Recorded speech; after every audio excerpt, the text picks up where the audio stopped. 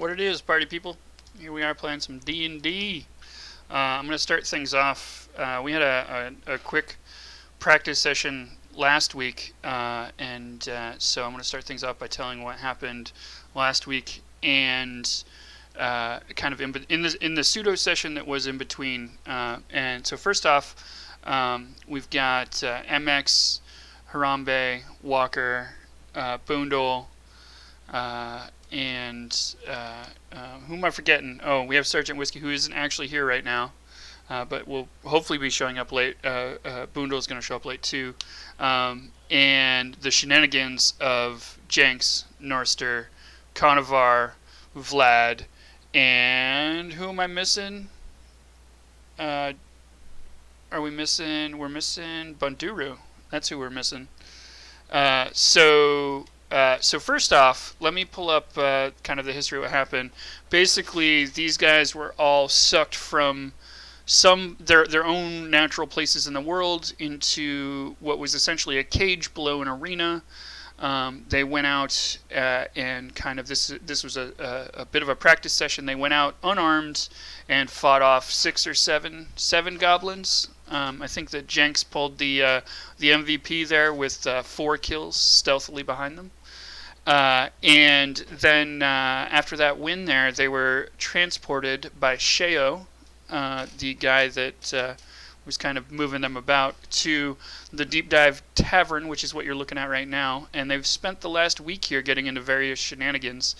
Before I talk about the shenanigans that they get into, do you guys want to do introductions of your characters real quick? We start. We could do it in alphabetical order. Les, Bunduru, and Conovar, and start with Jenks. Walker, do you want to introduce your character? Sure. Jenks is a thief who. Oh, let me pull up the bio. Make it easier on myself. I can also pull that bio and throw it up on Roll20 so everybody can see it.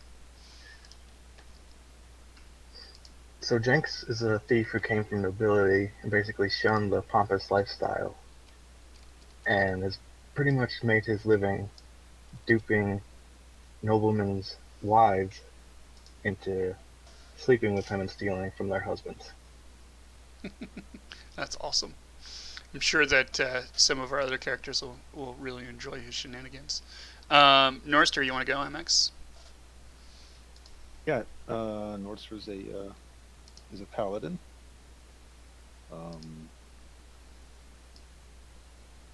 And let's see here. I don't have my bio even ready. That's totally fine. Norster's the good guy. If I remember correctly, his motivations are rooted in doing good and respect for all of those around him. He's all about carrying the party, basically. And more importantly, when he was in Sheo's arena, he did manage to beat the crap out of one goblin with another goblin, securing 2 kills at the same time, which was kind of awesome. Really quickly, too, I'm noticing that I am in DM mode on my incognito window that I'm showing everybody, so we don't want to give away the secrets here. So I'm gonna just really quickly change that. Also, it makes it much less likely that I'm automatically going to edit something. So there we go. Next on the list, we've got Vladorian Leaf Rider, previously known as Vladorian Leaf Sniffer. And that should be up on screen. Go ahead and take... Yeah, he sniffed one bad leaf and he never did it again. Go ahead and give us a little bit of a rundown, if you'd like, Harambe. Alright, well, Vidorian's a half-elf who doesn't know his parents. Grew up in an orphanage and then ran away and raised himself in the woods. And he's a self-proclaimed ranger. And he helps people and he just likes tyranny. Nice. Okay, so then we've got Conovar, who I'm going to pull up here now. And I'm going to just go ahead and read Whiskey's bio for you guys. Conovar, son of Conovar, grew up alongside the coastal village of Sandhaven. Conovar was used to a life of sea waking every morning at sunup to hit the sea in with his father in his fishing skiff. I cannot read. At the age of 14, Khan and his father were caught in a tragic storm. Khan's father was thrown from the vessel, disappearing into the chaos that was the sea rolling on itself. For 2 days, Conovar battled against the fury of the elements, getting cast out into the vastness of the ocean. Exhausted near death, the beaten skiff was sighted by a preying vessel, pirates. Captain Hoyk, with admiration to his fighting spirit, took Conovar into his crew of buccaneers, giving them his crew name Storm Rider. 5 years of merriment and scandalous behavior later, Conovar buys his way back out of the services of Captain Hoyk and departs the ship and crew. Next time they make port, with the plan of buying a ship and crew of his own, he will not hesitate to do anything good or evil to come by some coin. He's a fighter duelist, and he can cook a mean fish meal and will woo your daughter within 5 seconds. He hates rats. So there you go. That's Conovar in a nutshell. And we don't have a whole lot on Bundaroo. He's an alcoholic paladin. He's not particularly good at rolling perception, so we just play that off as him being drunk at the time. And he is good. He's lawful good. I probably shouldn't say those alignments out loud, but paladins kind of imply that. So, and he's a dwarf. He weighs 149 pounds, and he's a couple hundred years old. So that's Bundaroo. So here we are. I'm just going to give a really quick recap of what the heck happened last week, because a lot happened kind of after that fight in Sheo's arena and before we are now. Basically, Conovar went and commissioned some chainmail from the blacksmith. The blacksmith told him it'd be 40 gold up front. He didn't have 40 gold. I think he had 15 at the time. So he decided instead to woo the blacksmith's wife, Raviana. And he did that quite well. They have been shacking up for the last week. And he managed to convince her to give him not only 50 gold, but 75 gold to run away with him. He is yet to deal with kind of the conclusion of that. But he also spent some time down by the docks and meeting some folks down by the docks, a guy named Roe and a guy named Butch. And he managed to rent a skiff and go out fishing and make 36 gold throughout the week, which is kind of nice. And he's built quite a rapport with them. He did manage to pick up 6 bottles of rum. Call it 5.9 because they drank some down at the docks. And then he, ended up coming back to the tavern and hanging out. Then we've got Vlad and Jenks getting into trouble. They have been hanging around the tavern girl, the girl that's just south of Norster right now on the map. And first, Jenks managed to woo her, get her to leave her shift during the day and go upstairs for a midday romp. And did not perform particularly well, so now she's awkwardly avoiding him. Vlad, knowing none the better, does the same and performs excellently. And so she's kind of fallen in love with him. She's a bit clingy. Jenks, deciding to change his focus, went out and scoped out the town, found some noble folks who would make good marks for thievery, and made attempts to steal stuff from them. He ultimately got caught almost twice. He managed to slink away the first time. The second time he tried to steal from 2 people, got caught for that. Ultimately tried to sleight his hand his way out of the cuffs, ended up shackling himself instead. And while the guard was walking him back to the prison, he managed to slip the cuffs and steal away from the guard, who did notice his face. A couple of days later, he showed up at the Deep Dive Tavern, the tavern that you're looking at now, and put a bounty up on the board. Before Jenks could go kind of sleight of hand the bounty off the board so nobody would notice, Vlad grabbed the bounty and shouted out to the guard, asked him to come back, and said he was willing to turn the bounty in. This created kind of a conflict. It was a skill challenge that these guys did, in which effectively the guard was not really having it with anybody. Norster attempted to back up Jenks and intimidate the guards away. Conovar tried to bribe them away. All of those kinds of things. Ultimately, the guard wasn't having any of it, and Jenks ended up kind of slipping out the window the guards left to pursue. But before they could escalate the bounty that was on Jenks or anything like that, effectively Conovar took the money that he made from fishing and from the blacksmith's wife and went to the guard post and paid off the guards, so that he paid the bounty off so that he would be free and clear of all of his debts. Banduru, who attempted to observe all of these shenanigans, was just blackout drunk the entire time. So he didn't really notice anything. And it seems as though Norster, other than the slight intervention near the end there, was just enjoying a fine meal the entire time with the various tavern folk. And so that brings us to now. Everybody has kind of come back for the night. Conovar was, kind of explaining to Jenks what happened after he left, and Jenks was kind of bringing him up to his speed as well, so those two know about each other. And here we are. You guys are in the tavern, just about to bed down for the night. It's kind of late in the night. What do you want to do? Kill Jester. Kill Jester. Come on, guys.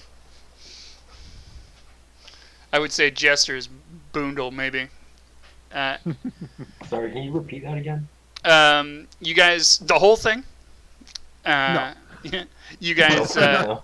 it's nighttime, and you folks are hanging out at the tavern, and it's pretty late in the night. Everybody's a little bit tired. You've had a few drinks, nothing too crazy though, and you can bed down for the night if you'd like. That sounds like a good idea. Sure, let's do that. All right, that sounds great. So everybody beds down for the night. Can I get a perception roll from everyone? Only if you say please. Only if I say please. Can I please get a perception roll from everyone? Rip my eyes. Rip my eyes. Ooh, Vladorian Leaf Sniffer rolls a... Oh, no, you rolled acrobatics, Vlad. Do me a favor and... Oh, no, you didn't. I see. I was just reading back a little bit farther. So, Vlad notices nothing. Jenks and Norster, you hear something... your bedrooms are upstairs, up the stairway that I just pinged. And so you folks are upstairs. You hear what sounds like crumpling paper downstairs. What would you like to do? Go and investigate. I'm gonna sneak down here. You're going... Actually, What's that? I'm letting him go first. Okay. Jenks, you're going to sneak down there. Can you do me a favor and roll stealth? Oh, look at that. Look at that. Okay, so Jenks is slinking down the stairs. I'm going to go ahead and move your tokens, everybody, also off this screen for just a second, because we're going to assume that you're upstairs. There we go. There we go. Let's see. We got Vlad. Oh, I just moved one of the patrons. And we've got Banduru. There we go. So Jenks, you are stealthed right here. And will you do me a favor and roll perception again? Also, Norster, we're going to say that you're kind of right here upstairs. Oh yeah, I'm not far behind him. Yep. Just in case shit hits the fan. Yep. All right. So you notice what looks like a cat right here where I just pinged. If you can see that. Yeah. And the cat does not notice you. What do you do? Just like a cat. Yep, it's just a cat. Not like a suspicious cat. I think it's, I forgot the name of the cat. It's not suspicious looking. It is sitting on a piece of paper. Can't tell what it is from where you are.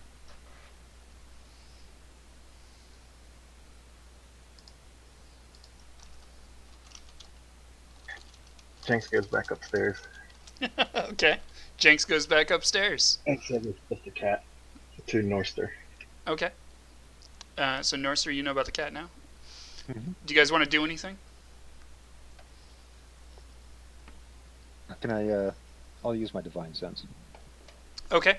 And can you read off what Divine Sense does? The presence of strong evil registers on your senses like a noxious odor, and powerful good rings like heavenly music in your ears. As an action, you can open your awareness to detect such forces until the end of your next turn. You know the location of any celestial fiend or undead within 60 feet of you that is not behind total cover. You know Gotcha. the type. Yeah, so I know the type. Also vampires and all that kind of stuff. Gotcha. Okay, go ahead. And I can use this feature a number of times equal to 1 plus my charisma modifier. Is that per day? Yes, per long rest. Gotcha. So Okay. that'd be 4 times. Charisma modifier is 3 plus 1. And for the sake of story 2, we are not very deep into the night here, so you will get a long rest if you were to go back to bed. So you do not sense. I'm assuming you don't have to roll anything for that, right? I'm just going to give you Right. an explanation. So you do not sense anything particularly good or evil in the immediate area. The there is a very very slight magical aura about this cat, though. Okay. And that is all. See, Jenks? Nothing to fear, bud. What would you guys like to do? Do you want to go down, up, go to bed? What would you like to do? Well, I would like to see what the heck piece of paper he's sitting on. Okay. Do you want to move out there? Yeah. All right. So go ahead and do you want to try to roll stealth, or do you just want to walk out there? I'll just walk out there. Gotcha. Okay, sounds good. So go ahead and walk down to the table. Once again, the cat is right here. And of course, the cat, in good cat fashion, notices you and runs and jumps out a nearby window that's just open, barely a crack. You do notice that there's a piece of paper on the bounty board, and there is a stack of the same pieces of paper on the table that the cat was sitting on. And so you pick one up and you read it, and what it is it's a bounty for 500 gold pieces to visit a nearby hold to clear it of various orcs, and so it's really just a bounty. You basically need to go out to this hold and clear it of any of the things that are currently occupying it. Looks like he got us a job. Sweet. So it's still the middle of the night. What would you like to do? I'll take the bounty with me, go back to bed. Sounds good. How about you, Jenks? I'm going to ask Norster how much the bounty was. It was 500 gold. 500 gold. Yep. Depending on how you guys decide to split that, it might be 100 gold apiece. Alright, Jenks is going to grab a copy and head back up to bed too. Sounds good. You grab one copy out of the 100 or so that are printed out there. Actually, Jenks is going to take all of them. Oh, there you go. Good move. Good move. So you grab all of the copies of that bounty and go And ahead. the one on the board. And the one on the board, and now you have this stack of paper that you're storing in your room. Excellent. So would anybody else like to do anything before the night is up? Jenks is going to rip up all but one of the bounties. Sounds good. They're all ripped up. They're in a pile in the corner of your room now. No, they're under the bed. They're under the bed. There you go. Why not burn them?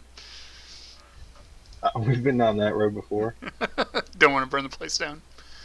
All right. So everybody's going to bed? Correct.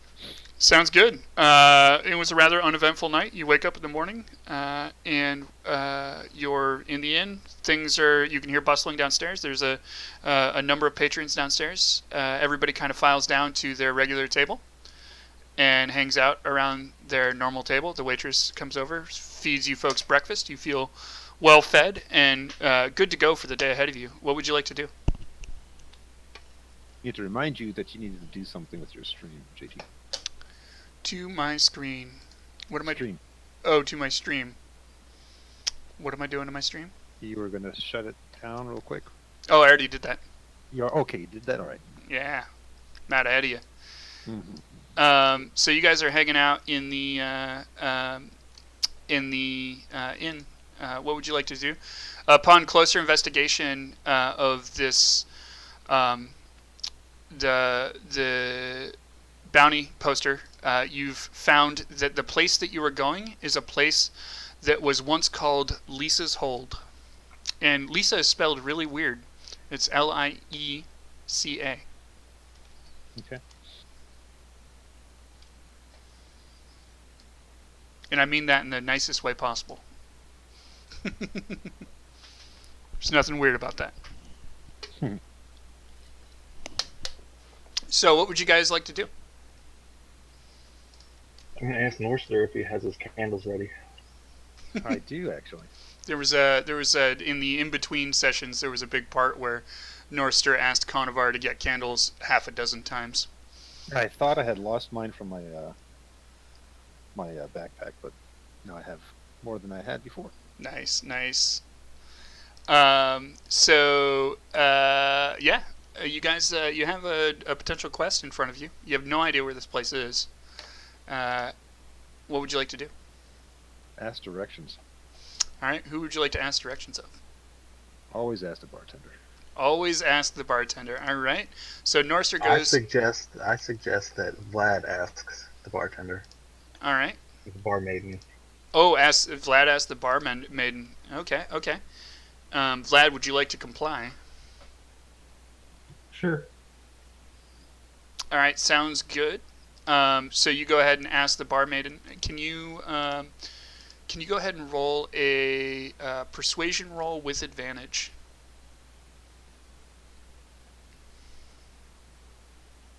Are you guys gonna regret this?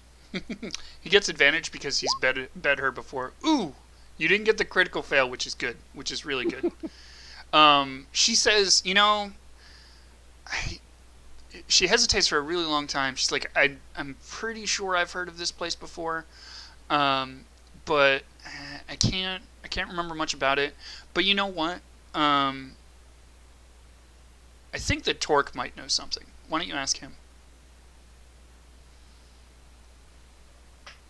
All right, I'll go ask him.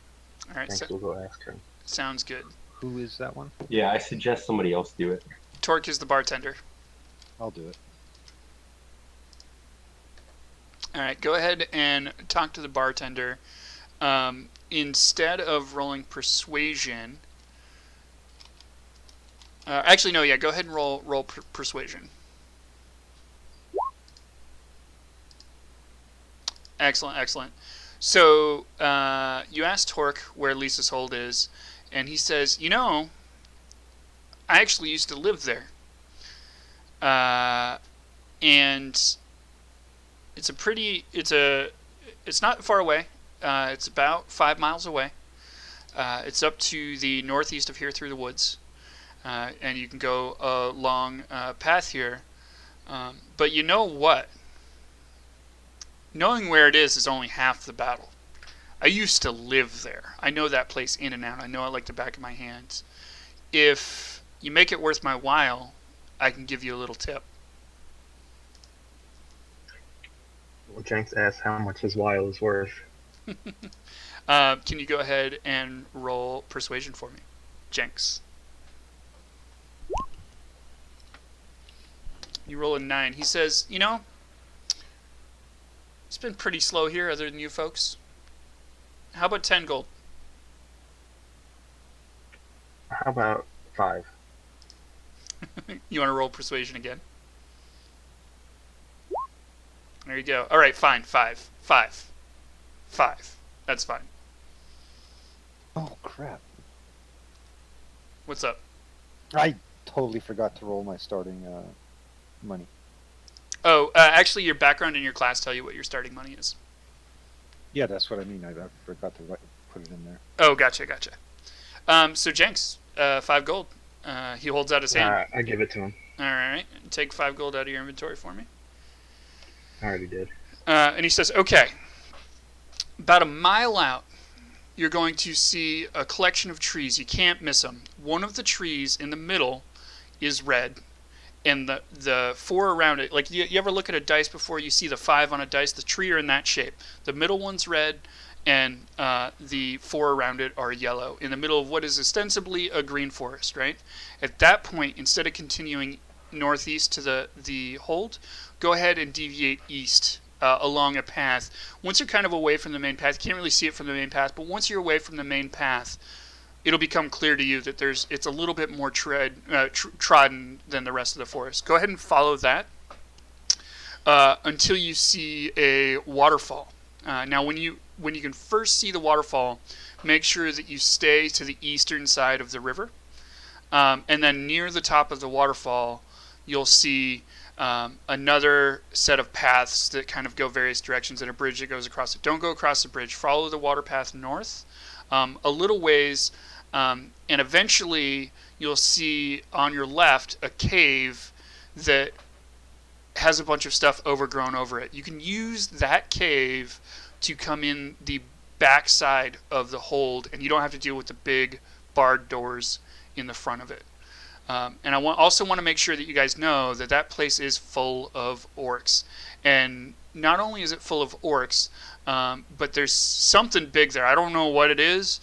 We barred off all the doors and everything to keep it in, but anytime something goes in there, it does not come out. So keep that in mind. And with that, it's good. Would you like anything to drink? I'm good. No. No. Jinx asks for a whiskey. All right, Jenks takes a whiskey. Go ahead and remove 2 silver pieces from your inventory. He gives you a glass of whiskey. How much is a gold piece? 50 silver? It's 10 silver. Oh, okay. Somebody's phone ringeth. All right. So what would you guys like to do? Start getting all my stuff together. Sounds good. Norster is collecting his gear and getting ready to go. Who was the one that spoke to the guy? Jenks. It would be great if Jinx could relay the information about how to get there to me. Yep. Everybody here. Let's say that Jenks goes back to the table and shares that with everybody, assuming that he's okay with that. He hesitantly does. Okay, there you go. Jenks hesitantly shares the information with you folks. And can you tell me what the terrain was again? Forest? It's mostly forest, yes. Jinx is going to peek outside just to, see if there are any guards around. There's a guard at the end of the street. I can't quite see it on this map, but it's to the south of you. Down this way.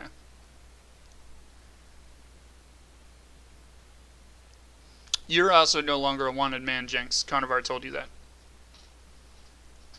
Oh, that's right.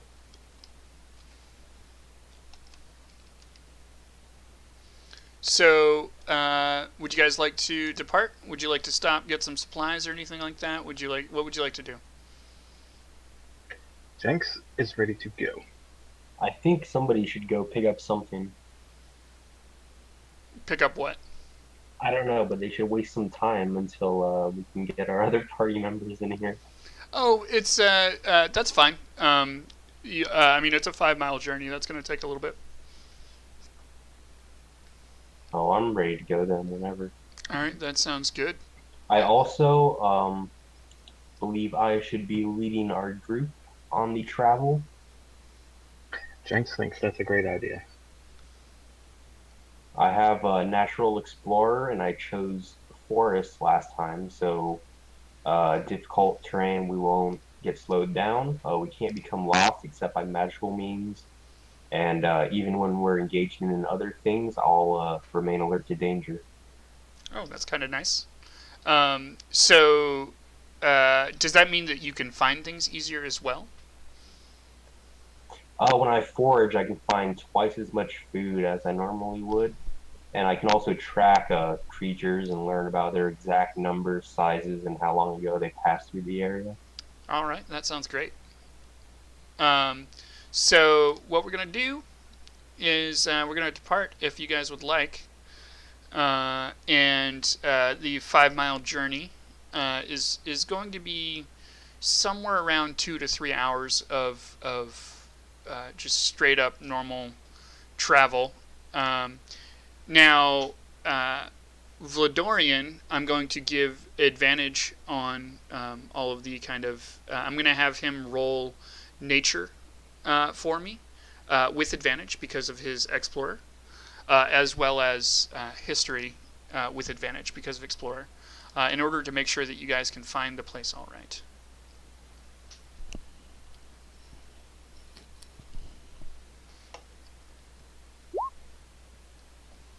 All right. Good on the nature.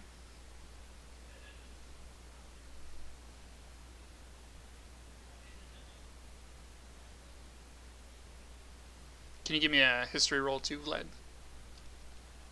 Fuck.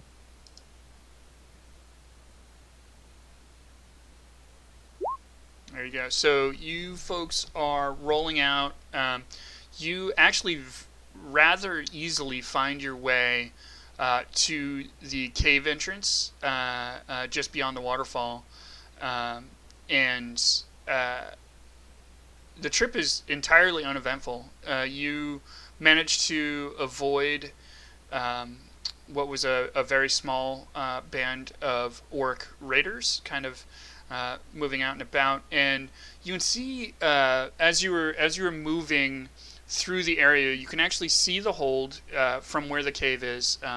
Vladorian managed to find a tall enough tree that allowed him to scout, and he could see the hold. He could see the entrance to the hold. He could tell that it was rather well traveled by what seemed like orcs, and he could see footsteps to and from, but there were not really a whole lot of other things, creatures that he could see around that area.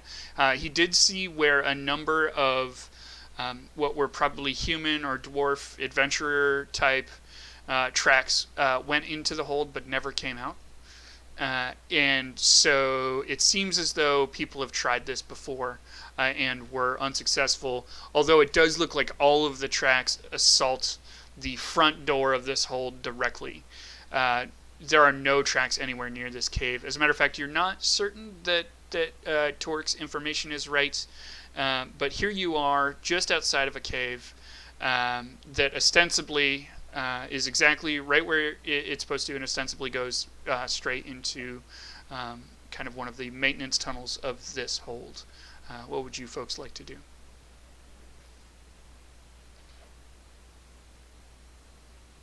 I'm gonna tell Norster and Vlad to head on in first. Okay. Okay.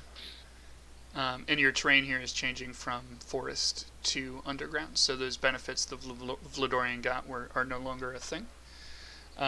You move into the cave, and it's rather one directional, right? There are no multiple paths or anything like that. As you're moving along through the cave, you can tell that even the orcs inside of this hold don't even know about this entrance. So if indeed there's an entrance ahead of you, can you roll perception for me, Jinx? 22 perception. As you're moving along through the cave, you notice a tripwire kind of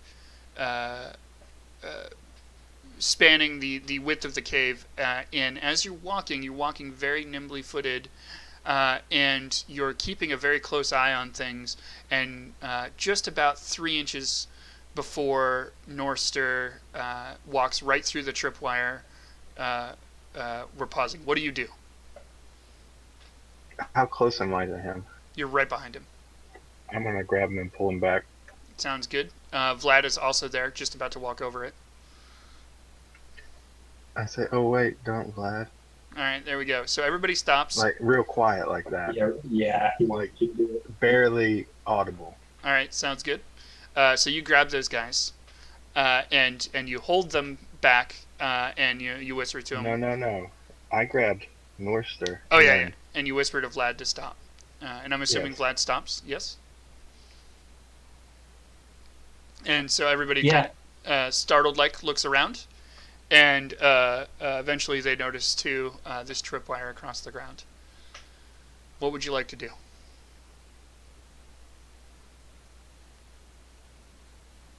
I will try to. I use Thieves' Tool to disarm, right? You could do that, and Thieves' Tool gives you +2 on your proficiency, right? So that would be a roll plus. That would be a I get, Dex mod +2. Dex mod +2 on those tools. Go ahead and give me a roll for that. You got a 24. You very easily disable this trap. And would you like to disable it without springing it, or would you like to spring it? Without. Okay, excellent. So you deftly disable the trap without springing it, and continue on the way. And now you've not only have you been able to disable this, but you also have you've seen these kinds of traps before, and you feel as though if you see any in the future, you're much more likely to see them as well. Now that you know what kind of traps this person is laying, what would you folks like to do? Quick question. I'm Yeah. still seeing the tavern on my end. Is that correct? Yeah, that's fine. I didn't actually make this cave. Oh, okay. The hold is the map that I made. Okay. I could actually probably, I think. Let me just No, double that's check. fine. You don't have to. Well, I think we just continue on. yes, Yep. you can continue on. Here we go. You guys, tell me what you see now. Darkness. Darkness. I feel like I probably I didn't have. There we go, MX. There you go. You're probably in the right place now. There you go. Now it's just black. So you guys continue on through the cave, and you find an old, rickety wooden door. What would you like to do?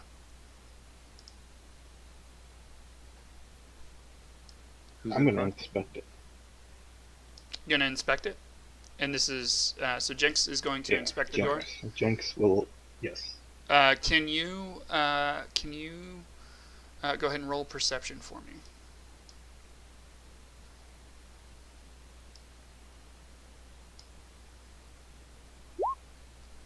There we go. Jinx rolls perception. You notice nothing particularly outstanding about the door. It's a heavy door. It is quite old, and it is solidly shut. It's locked. You feel as though it's locked. I'm going to shrug and point at Vlad and tell him to try to open it. Okay. What would you like to do, Vlad? I'll see if it can be easily opened by hand. Okay. It is not easily opened by hand. It is definitely locked in some way. There is a keyhole. How thick is the door? Well, you can't tell how thick it is, but it feels pretty solid. All right, Jinx says, all right, hold on, and pushes Vlad out the way. I'm going to try and pick the lock. All right, go for it. Critical success. Crit 20. You definitely, without even much thought at all, go ahead and pick that lock and swing the door open quietly. The And lock falls off. what's that? The lock falls off. The lock cowers at the sight of my tools. All right, we're gonna go ahead and just give me a second of setup time here. Currently, Kanavar and Bunduru are posted at just inside the entrance of the cave. By the way, and they're keeping guard just in case anything happens.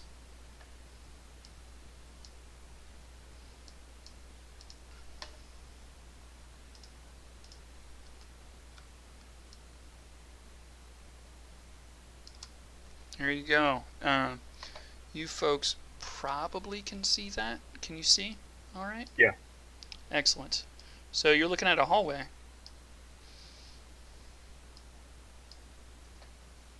What would you like to do?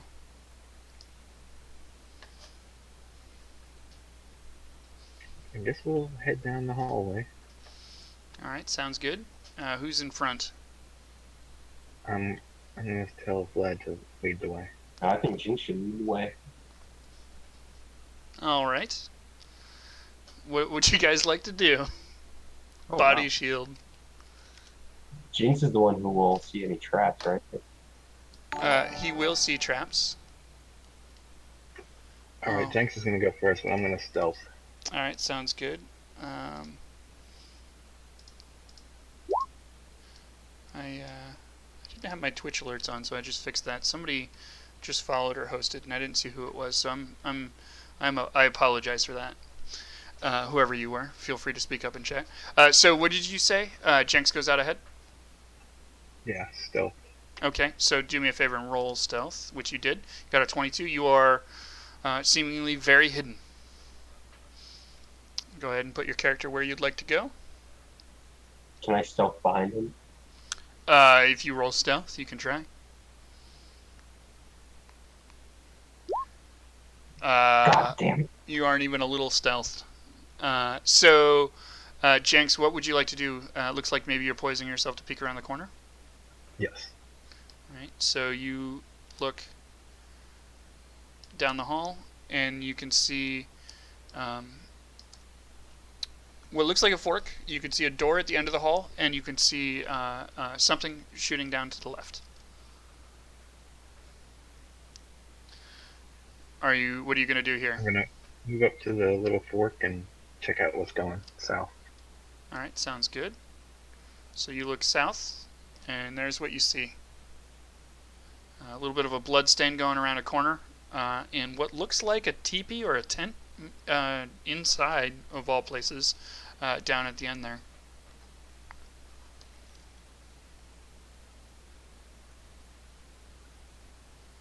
I'm gonna tell the other two what I see. Tell them I see a little tent and some blood on the floor. All right. Would anybody else like to do anything crazy? I'll just do I'm just gonna stay here while he investigates. I'm gonna position myself over here, facing down that hall. Facing south? Yeah. Awesome. Okay. And what would you like to do, Jinx? Is this a door in front of us? Yeah, the door directly to your left. Yes. I'm gonna go investigate the door. All right. Would you like to roll perception on that?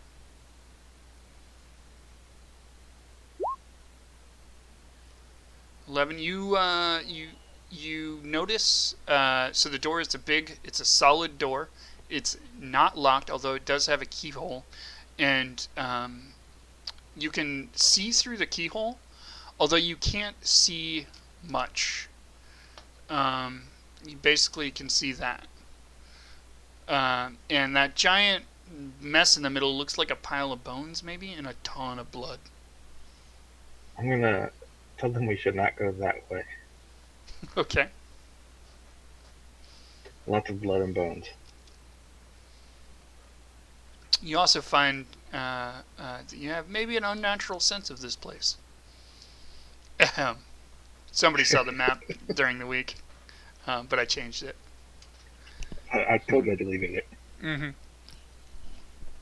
I believe you. So, okay. What would you folks like to do? Well, I'm following the sneaky guy. All right. Sounds like you're in charge, I'm Jinx. gonna walk to the edge right here. Okay. And see what I can see. Give me a hot second while I reveal the room. Before I'm gonna just move you back a little bit. Or actually, can you move back like 4 squares? Or actually, no, don't move back 4 squares. I lied. Go ahead and stay there.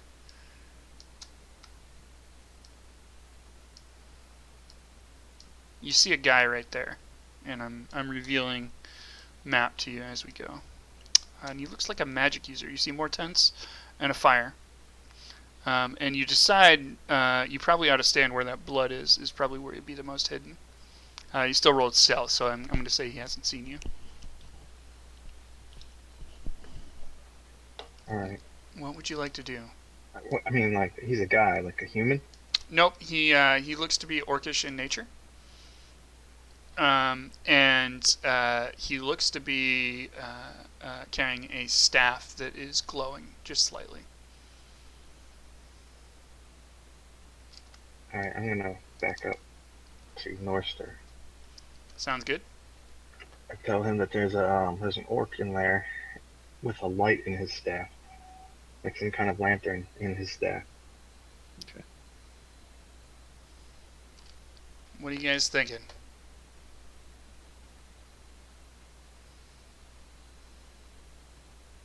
Anybody speak Orcish? I think I do actually. Okay. Where's our? Don't we have like a half orc or something? Oh, no, it's a dwarf, isn't it? Yeah, They're, you've got a not dwarf. I speak Orcish. You speak Orcish or Dwarvish? No, I speak Orcish. Okay. So if you want to kind of sneak up there and roll perception for me, I suppose.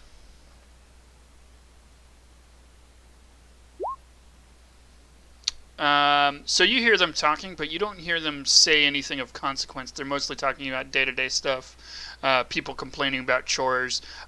This guy does seem to be ever so slightly in charge, though. So there's multiples. There are people talking to each other. You can't quite discern how many. The people seem to be talking through this door. They're shouting to each other, kind of like, "Come on, Ping, work." It's the door to your guys' right. It's the one to the west that you see there. Okay. My ping is not working. Oh, it's because I have reveal on. There we go. There we go. It seems like there's multiple voices coming from the other side of that door, and they're shouting like, remember back in the 80s and 90s when your mom would yell at you or whatever, and get off the phone, like shouting through the house. It's that kind of shouting. They're not being particularly stealthy. I'm gonna push Vlad out there and say, "Go say something." All right. So you just push Vlad out there. He immediately notices him and starts shouting. So now I'm going to have you guys roll initiative. Let me pull up the initiative. Oh, you didn't get to say anything. Why'd you push me? Did you do Orcish? We're going to go ahead and remove everything from the last. There you go. Orcs aren't particularly nice guys. So if everybody could roll We're initiative. supposed to be killing all the orcs, aren't we? Yeah, you're supposed to be clearing this place out according to the bounty. Jenks, you didn't show up for some reason, and I suspect that's probably because you didn't have your character sheet or your character selected. Oh, there we go. I fixed it. Yeah, right. Except for you got a 5. Sorry, buddy. Damn. So we're gonna go ahead and change that. Same for you, Vlad. You have to have your character selected.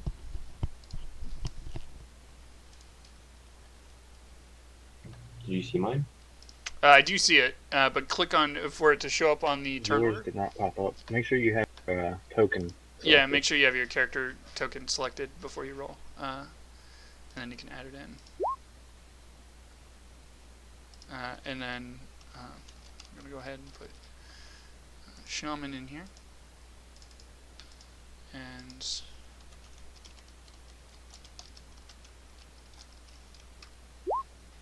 we got an 18. This may be a challenging fight because you are 2 men short. BT dubs. Oops, I meant to do that descending. There we go.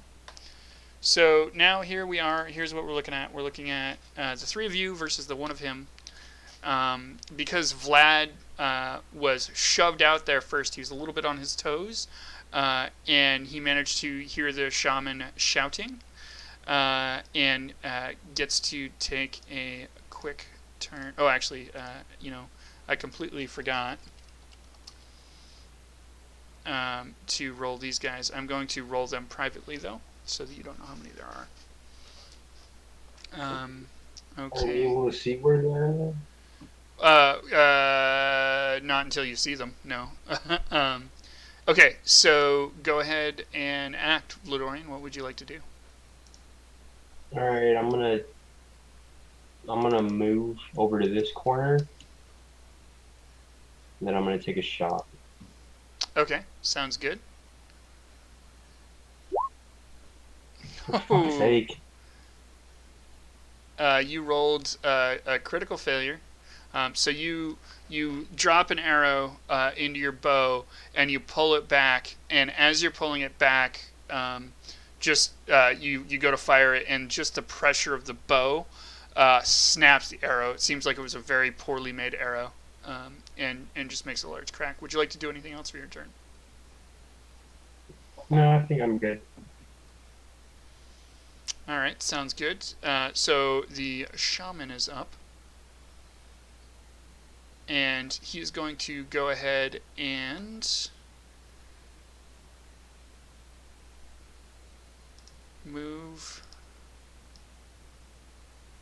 this way, away from that tent, and he is going to, uh, let's see what he's going to do.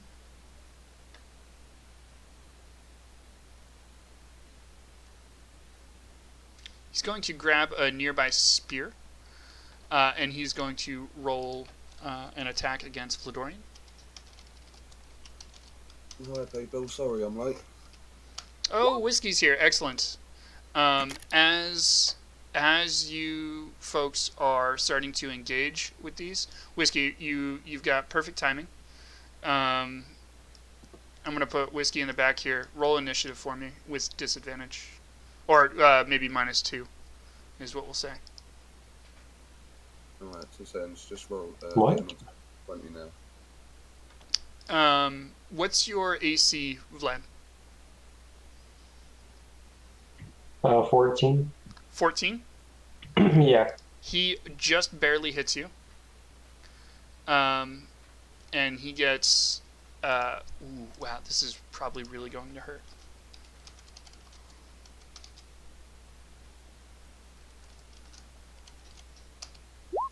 He hits you for 6 damage. Oh.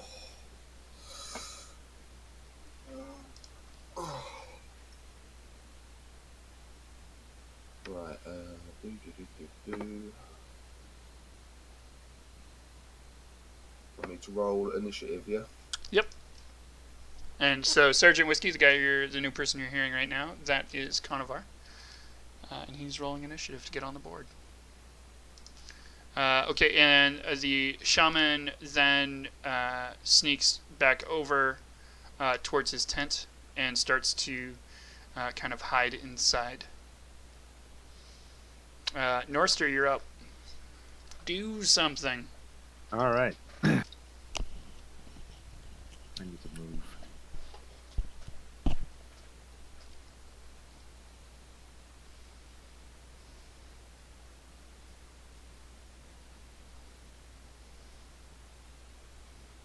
So I position myself right about here. Okay. Would you like to do anything else? So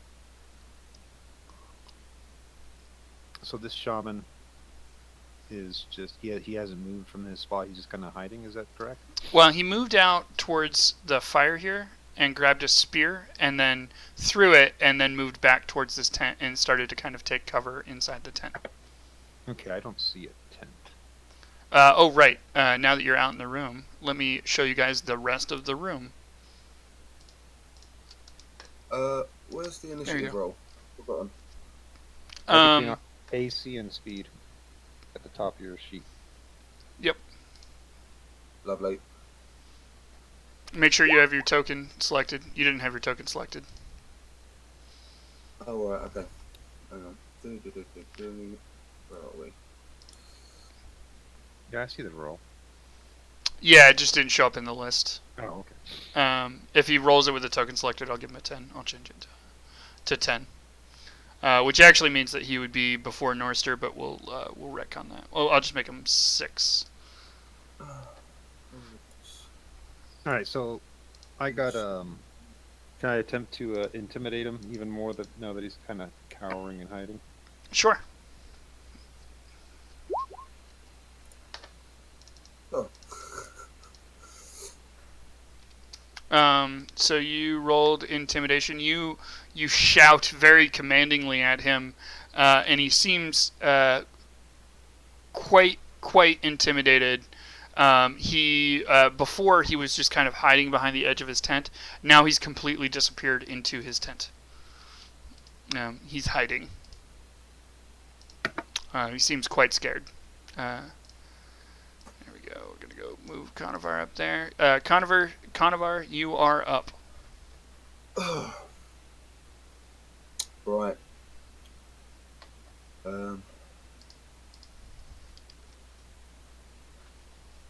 Well, better get in the room. I'm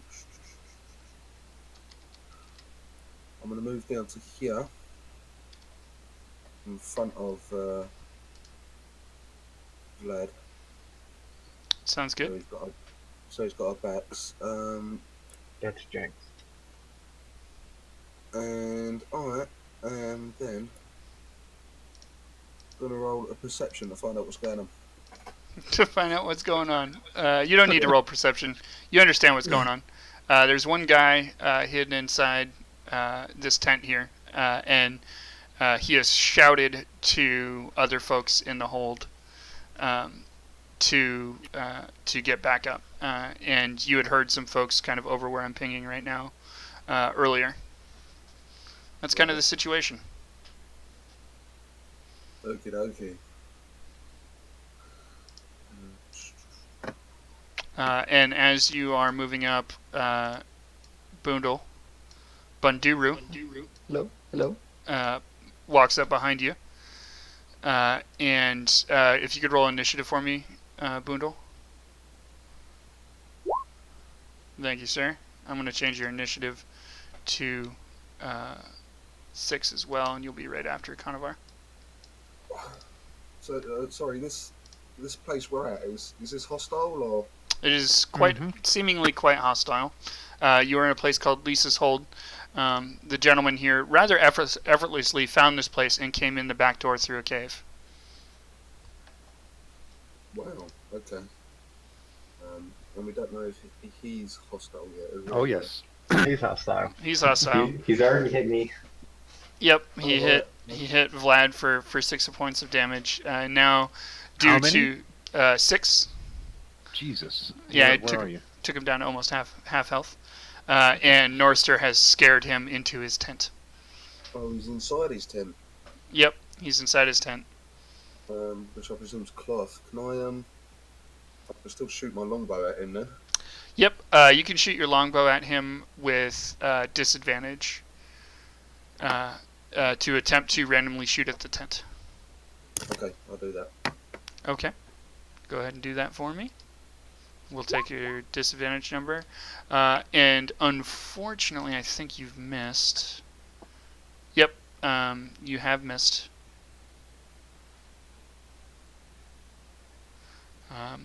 Your arrow just kind of flies into the tent, and you hear no screaming or anything. Ostensibly, nothing has happened. Alright. My turn over there. Yep, and that's the end of your turn. So Bunduru the Great, you are up. Okay, I guess I'm just gonna move up into the room. All right, go for it.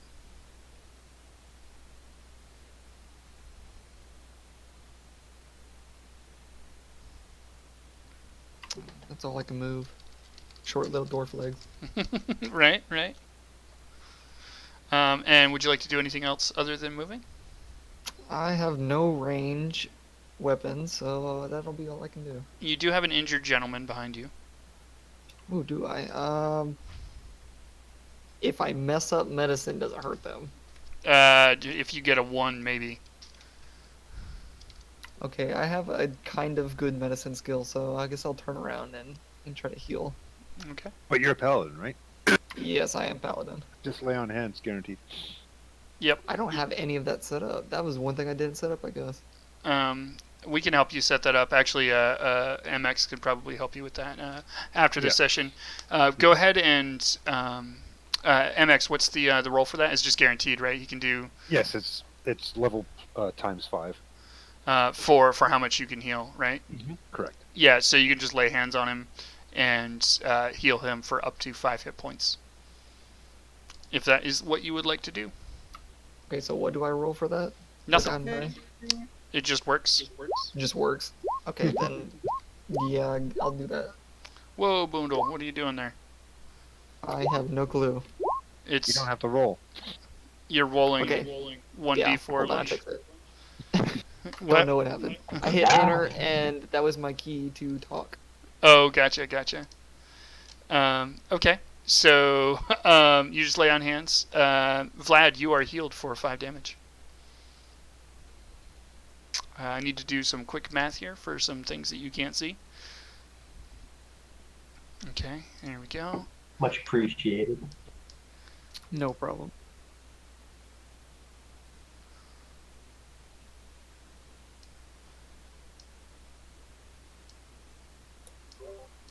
As right between Banduru and Jenksi, you see 2 orcs enter the room here, right behind Banduru, as he's laying hands on Vlad, and one of the orcs, who has enough movement to get there, ends up rolling an attack against Banduru with his great axe, and so he's going to roll 1d20 plus 5.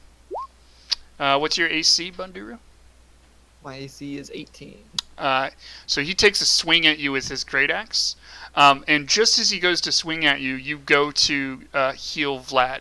And so he thinks he's getting the jump on you, but out of sheer luck, you just walk forward, and he slams his axe into the floor and misses you. And then the other gentleman comes bursting in behind him, but gets there just a few seconds later and has no time to take an action. Jenks, you are up, and you are still stealthed. Right. I'm gonna head over there, Okay. right next to that orc, and stab him with my rapier. All right, sounds good.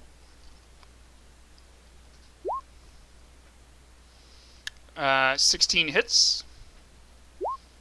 You do 6 piercing damage. Let me go ahead and... I have to hold on. I have to add a d6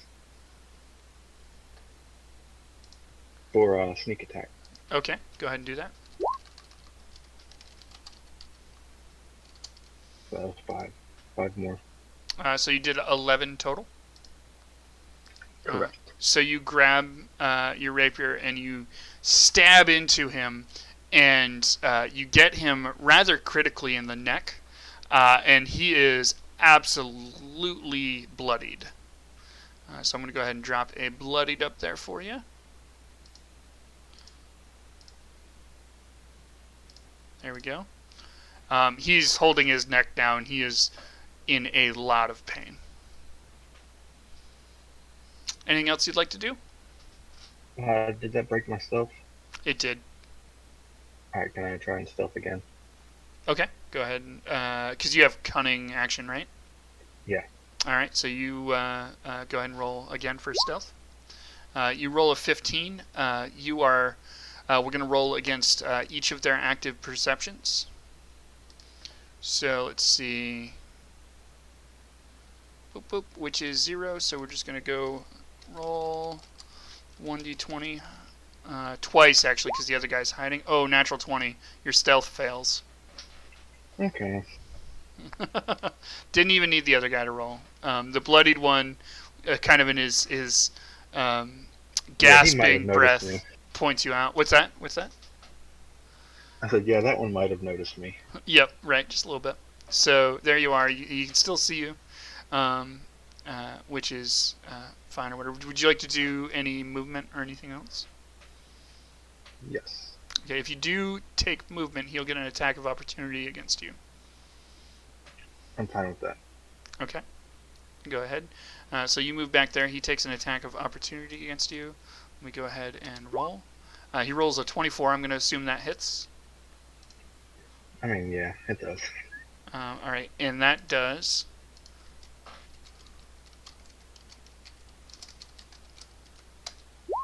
5 points of damage.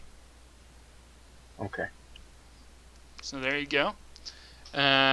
Is that the conclusion of your turn? Yes. All right, awesome. How's it going, Demon Destroyer? So now we're up to Vladorian Leaf Sniffer. Do something. All right, I'm just gonna go ahead and take a shot at the bloody door. All right, sounds good. Go ahead and roll against his AC. I'm looking that up right now. Okay. You absolutely hit. The longbow, the ladies love it. You do 7 piercing damage. You shoot him, and rather uncannily, like you feel like you've done before, a little bit of deja vu, temple to temple, right through his head, he falls over dead. How poetic. Yeah, right? That was kind of interesting how that went. Okay, so there you go. He's dead. Would you like to do anything else? No, I'm gonna stay right where I am. All right, sounds good. Now we're on to the shaman, who is intimidated. He does not peek out from the tent at all, and it is now Norster's turn. Okay. I am going to move right up into his face. Sounds good. Oh, I forgot to do something really quick. Hold on.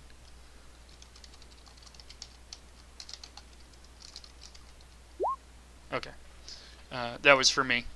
All right, you move right up into his face. What else would you like to do? Let's roll another intimidation. Okay. You roll intimidation, and I'm going to do a wisdom save here.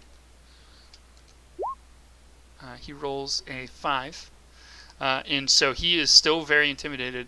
You start shrieking into the tent. He doesn't peek out his head or anything like that. You may even hear a little bit of whimpering in there, and then maybe some orders being shouted.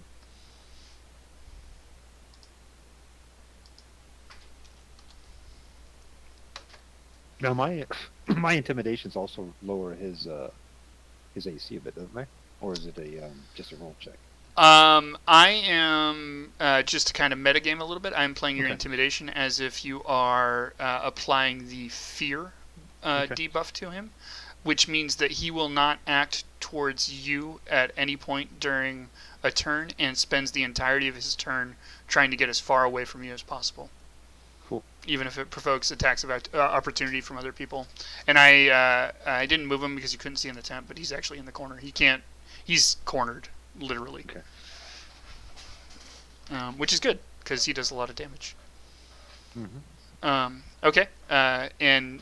So that was your standard action and your movement. Would you like to Yep. do anything else? I'm done. All right. Sounds good. What would you like to do, Conovar?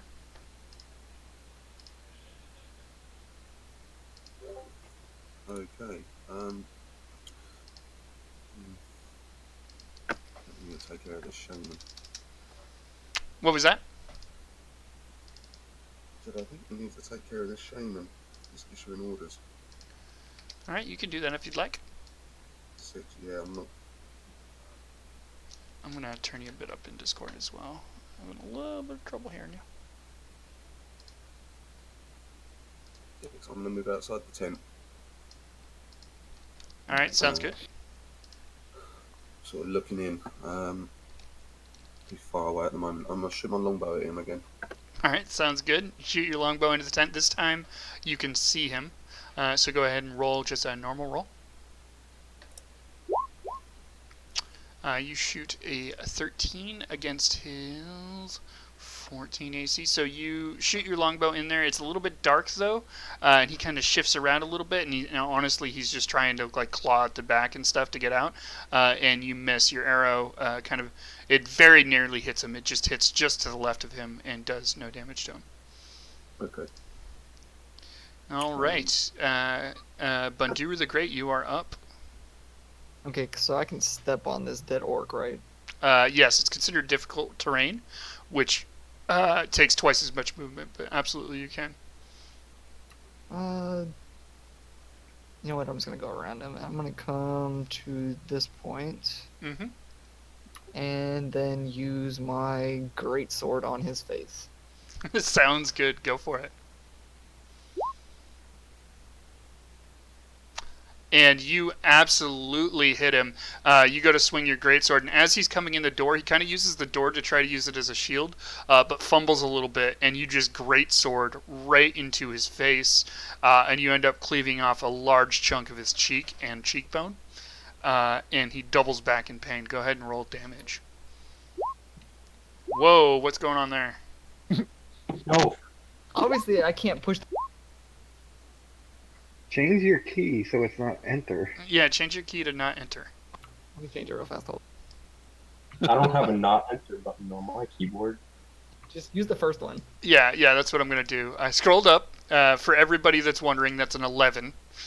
And we're going to have some bugs. This is our first real session here. So we're going to go ahead and I'm going to check his health.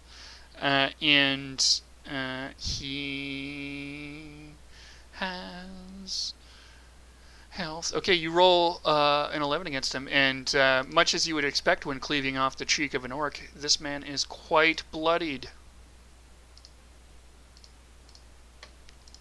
So there you go. He doubles back in pain, and he stumbles a little bit, very visibly shaken about what you've just done to him. So there we go. It is his turn. He takes a retaliating strike against Banduru, and he swings his great axe. What's your AC, Banduru? He's probably changing his. I think he said it was 18. Yeah, I think he did too. This guy takes a What are you swipe wearing? back. It's What are you, 18. Your what are you A- wearing? Your AC is 18. So he takes a swing back at you, and he swings, and it hits the arm, kind of your forward arm on your greatsword, but just kind of glances off the armor and does no damage to you. So there you go. He's done with his turn. Jenks, what would you like to do? I'm gonna stealth. All right, sounds good. You are probably hidden. We're going to go ahead and roll perception here. Ooh, even Steven. You try to stealth, but the reeling in pain orc that is currently engaged with Banduru notices. Actually, you know what? We're going to give him disadvantage because he's dealing with something. So he actually does not notice you. You are stealthed.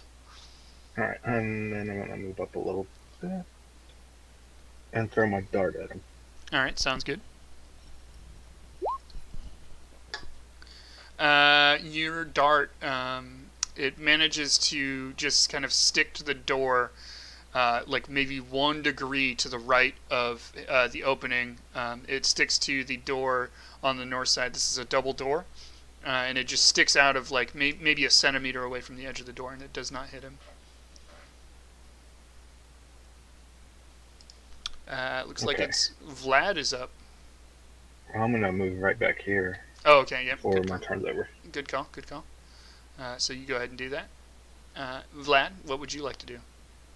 I'm gonna take a shot at the shaman. Mm-hmm. That would be disadvantage, right? Yeah, very much disadvantage. You What? take a shot at the cloth tent, hoping to hit him randomly, and you miss him. All right, I'm just gonna stay right there. All right, this tent's starting to look like Swiss cheese. It is now the shaman's turn. He's mostly just shouting incoherently to those of you that don't know orc. And for those of you that do know orc, he's basically shouting, what is the equivalent of, oh God, don't kill me, please, oh God, don't kill me. And he's just scrambling at the wall. His turn is over. Northster is up. All right. I have to actually enter that tent to engage him, correct? Yes. And that's going to block Conover. Yes. Can I attempt to drag him out of the tent, Sure. Go ahead. knowing that he's not gonna? Go ahead and roll athletics, and while you're holding him, I'll give you half your movement, or twice as much movement is required to move him. And we're going to go ahead and roll his athletics against you. Did not work at all. So you now have him grappled, A, and B, you can move him anywhere you'd like as long as you don't run out of movement. You get 30 feet, so you have 25 feet left at twice the cost, so you can move 12 and a half feet, basically 2 more squares. Yeah, move him right to in front of me here. I'm not sure. You could do it, Right yeah, right there. Yeah, that's And put him right. right there? Yeah. Does that look good? Yeah, right in front of me though, between me and Conover. Sounds good. We'll move him right there. Perfect. All right, so he's grappled right there, which means he cannot move unless he rolls athletics against yours to break free. Gives Conover an easy target in the back. Yes, it does. So now, Conovar, you're up. Okay. Well, he's a shaman. I'm going to move right up behind him. Also issuing orders, so he's going to be somewhat important. I've got 50 foot of hemp rope. Okay. Can I roll to tie him up for questioning, maybe? Absolutely. Can you do me a favor and roll athletics with advantage for me, as well as history? Athletics and history. Okay, so you managed to wrangle him with Norster and tie him up with a simple knot, and he currently cannot move. He is your own prisoner right now. I'm going to, unless somebody else wants to do something, take us out of combat. You basically have a prisoner now. Okay. I'm going to say, at least for the time being, you are also holding your hand over his mouth so he can't shout. Okay. If we're out of combat, I speak Orc. My second language. Oh, actually, I'm sorry, I'm mistaken. There's still an orc on the field. I thought he was dead, but he's just bloodied. Okay. So we're gonna hold off. It's Bundiru's turn, who's right in front of that orc. Okay, I'm gonna take a swing at him with my greatsword again. Why not? All right, sounds good.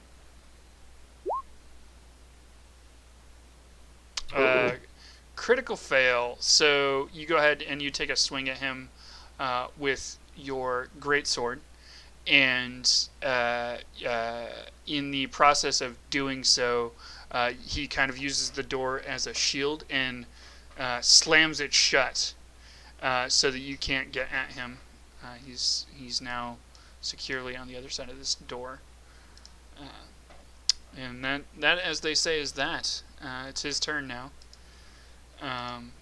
He's going to roll an attack with advantage against you. Hold on one second. Let me just take a peek. Yep, okay.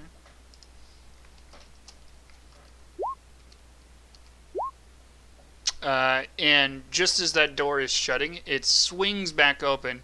He's hoping to slam you with the door as you're kind of recovering from that greatsword attack. Unfortunately for him, though, you were nowhere near it in the swing, and he slams it back open and kind of stumbles back into range of you. So that is his turn. Jenks, you're up. Alright, I'm gonna try and stealth.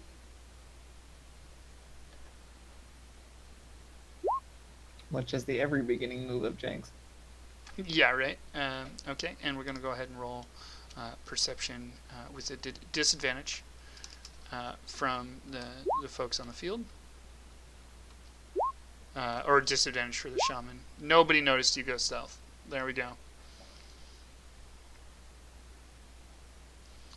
So you're now stealth, Jenks. What would you like to do? Move over here and rapier him. All right, sounds good. Go ahead and roll your attack with the rapier. And I believe that has hit him. Yes, it has hit. Go ahead and roll for damage. 8 piercing damage. You go ahead and stick that rapier right through his head. No, plus he didn't need the bonus damage. He only had 4 I health needed left. the bonus damage. Oh, gotcha. So there you go. You go ahead and you stab him right between the second and third rib, and he falls to the floor, gasping, but can't make any noise as he's gasping. He is dead. There we go. Huzzah! I high-five Bunduber. Acrobatics check to make sure we don't hit each other in the face. I am kind of short. So yeah, right. You're gonna have to like reach down like he's a child or something like that. I'm gonna go ahead and I just low five Bunduber. open up my next drink here. Ooh, So, all right, you guys now have yourselves a captive shaman who is very visibly distraught, especially by Norster. Jenks is gonna search the shaman's tent. Okay. You do me a favor and roll perception. You kind of pick through the shaman's tent, and you find not a whole lot of value. You find some food, and you find a ton of bones. They look like searing stones, sears stones, and those kinds of things. And you also find 3 gold pieces. I want to search this big I one by take the the fire. gold. All right, so you take the gold. Go ahead and add 3 gold to your inventory. Vlad, you'd like to search that tent? Go ahead and give me a perception roll. 17 perception. All right, you find a number of martial weapons, but nothing particularly good. Oh, Boondle, is your mic disconnected? no, I'm here. Oh, then why'd you type that? I didn't want to interrupt. Oh, gotcha. So Vlad, you go ahead and search that tent. You find this tent seems a bit like an armory. There's 2 beds here. You did find 5 gold pieces in the tent, and a number of martial weapons and some food stuff. It's rather orky food stuff, though. It's not particularly good looking. And then, Boondle, you would like to search the dead guys. Go ahead and give me a perception roll.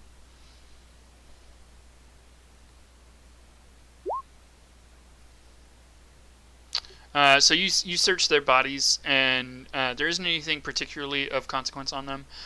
They each have a great axe and some standard orc clothes that are kind of torn and tattered. Okay. Anything else? Yeah, I'm gonna go over here now and search this tent. Okay. Go ahead and roll perception. You don't really find anything of consequence in that tent. Metagame here, I'll tell you, it wouldn't really matter. That tent is empty. And you guys also did catch a glimpse of this room here a little bit. So what would you folks like to do? Jenks is gonna go back and close this door and see if he can lock it somehow from this side. There is a lock. There is no key, but you attempt to reverse lockpick it. So go ahead and give me your tinker's tool or your thieves tools. So you roll your thieves tools, and locking a door without a key is actually a really hard thing to do. So even though you attempt at it for a little while, you can't really seem to get it to lock.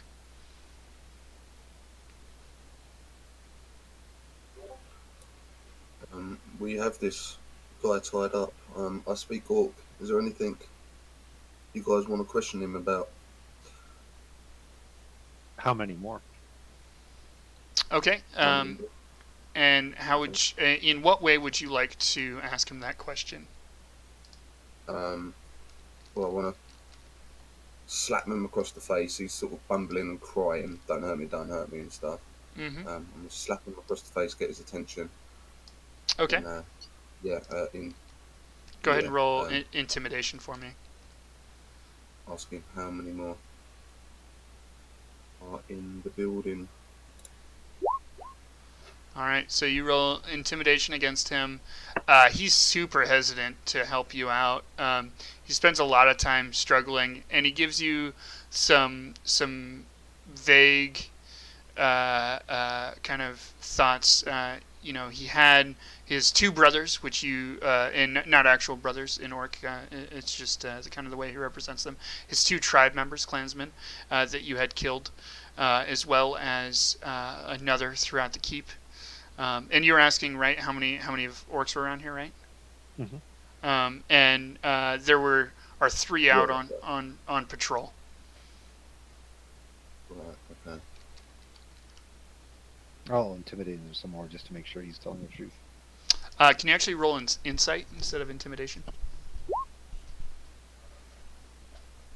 Yeah, he's being truthful about the number of orcs here. You do sense that he's picking his words wisely. Can I search him to see if he's holding any loose things on him I can take? Sure. Go ahead and roll investigation.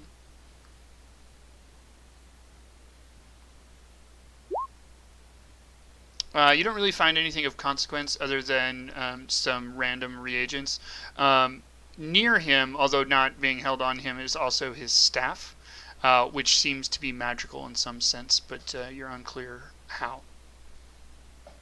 Can I gag and blind him with a Yep. like a hood or something?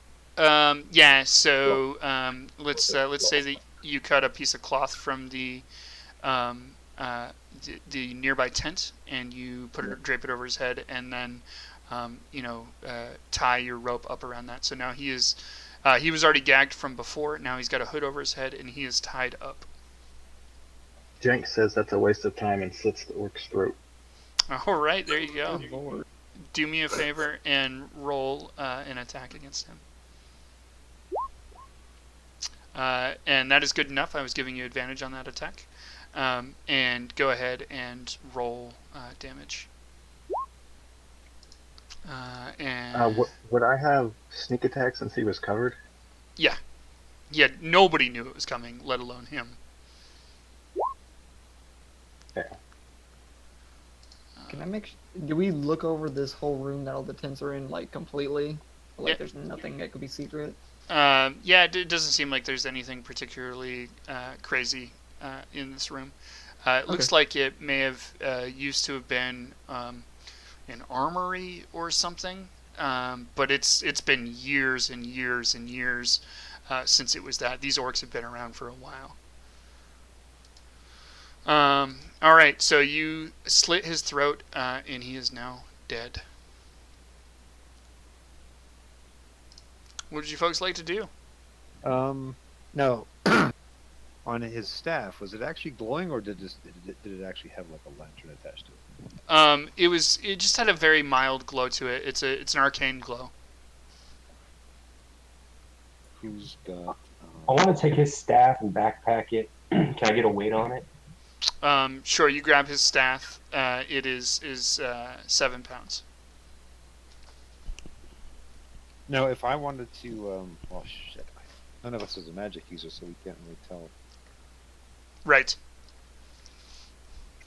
Jenks assures everyone that there's just a lantern or source of light in that staff. Yeah, I don't trust you. It's just some fireflies in there. Yeah. Some kind of magical trick.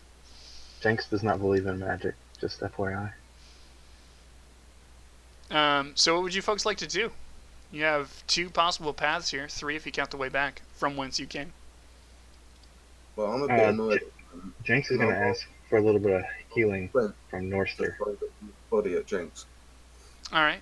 I So thought Jinx didn't like magic. you folks can take a short rest here if you'd like. That would allow you to use any hit dice as well. But Norster can also heal him. Yeah, I'll lay on hands for him. Sounds good. Anybody else need healing? Actually, I can't do it again, can I? You need rest. Yeah. I Is think that I'm the only other one. is lay on hands a short rest or a long rest? It's a Lord. yes, it's a rest. Short or Basically, long? we have a pool. Well, we have a pool. So I mean, I could like I don't have to use up all the my available hit points to heal. I can actually like cure like small diseases from that hit pool. Mm-hmm. But if I lay on hands, then it is a one and done. For the day though, or until the next short rest. A short rest is 10 Yeah. minutes. A long rest is 8 hours. Yeah, I think I do believe it is a long rest. So maybe I should probably hold off on that and just have him try to patch him up as best as we can because I do have. I'll use one of my hit die. Yeah, you can use your hit dice definitely. Yeah, I would definitely go for that instead of me just wasting the lay on hands.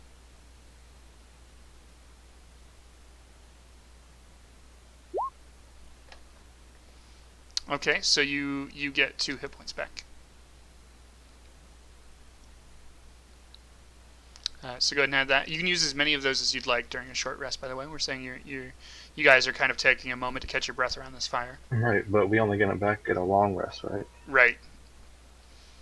Thus the trick, right? Yeah.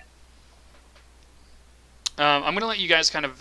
Let's treat this short rest like an actual short rest. Mhm.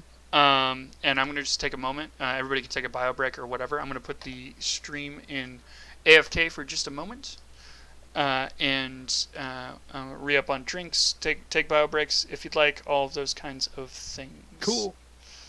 Yeah. Now let me find my. Apparently, I I left my AFK off of this puppy. There we go. Boom. There we go. Let's just take a 5-minute break, just like our characters are doing, and do bios and grab drinks and snacks and all of those kinds of things. I'll be right back. Chair stream, airstream. Here we go.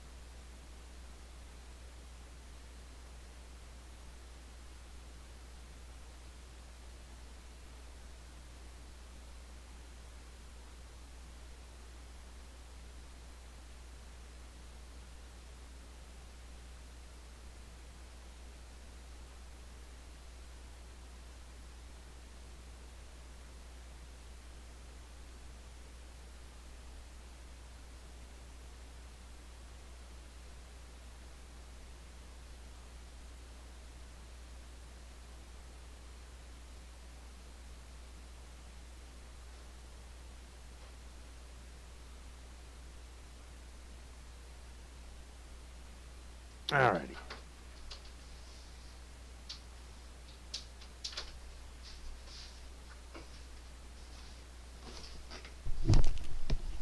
All right, that was actually pretty quick for me. I will hold to the 5 minutes, of which we have 3 left. Cool. Looks like we've got some people hanging out in chat. We got Demon Destroyer here, who chair stream hype, perfect timing for a break. Yeah, Demon Destroyer, you're right. I could have used Insight there. I did not.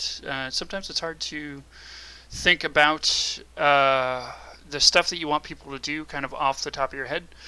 This is, of course, is the first real mission in what is to be probably a sizable campaign, and so everybody's still getting used to the characters, and I'm getting used to what they will and won't do, and all of those kinds of things.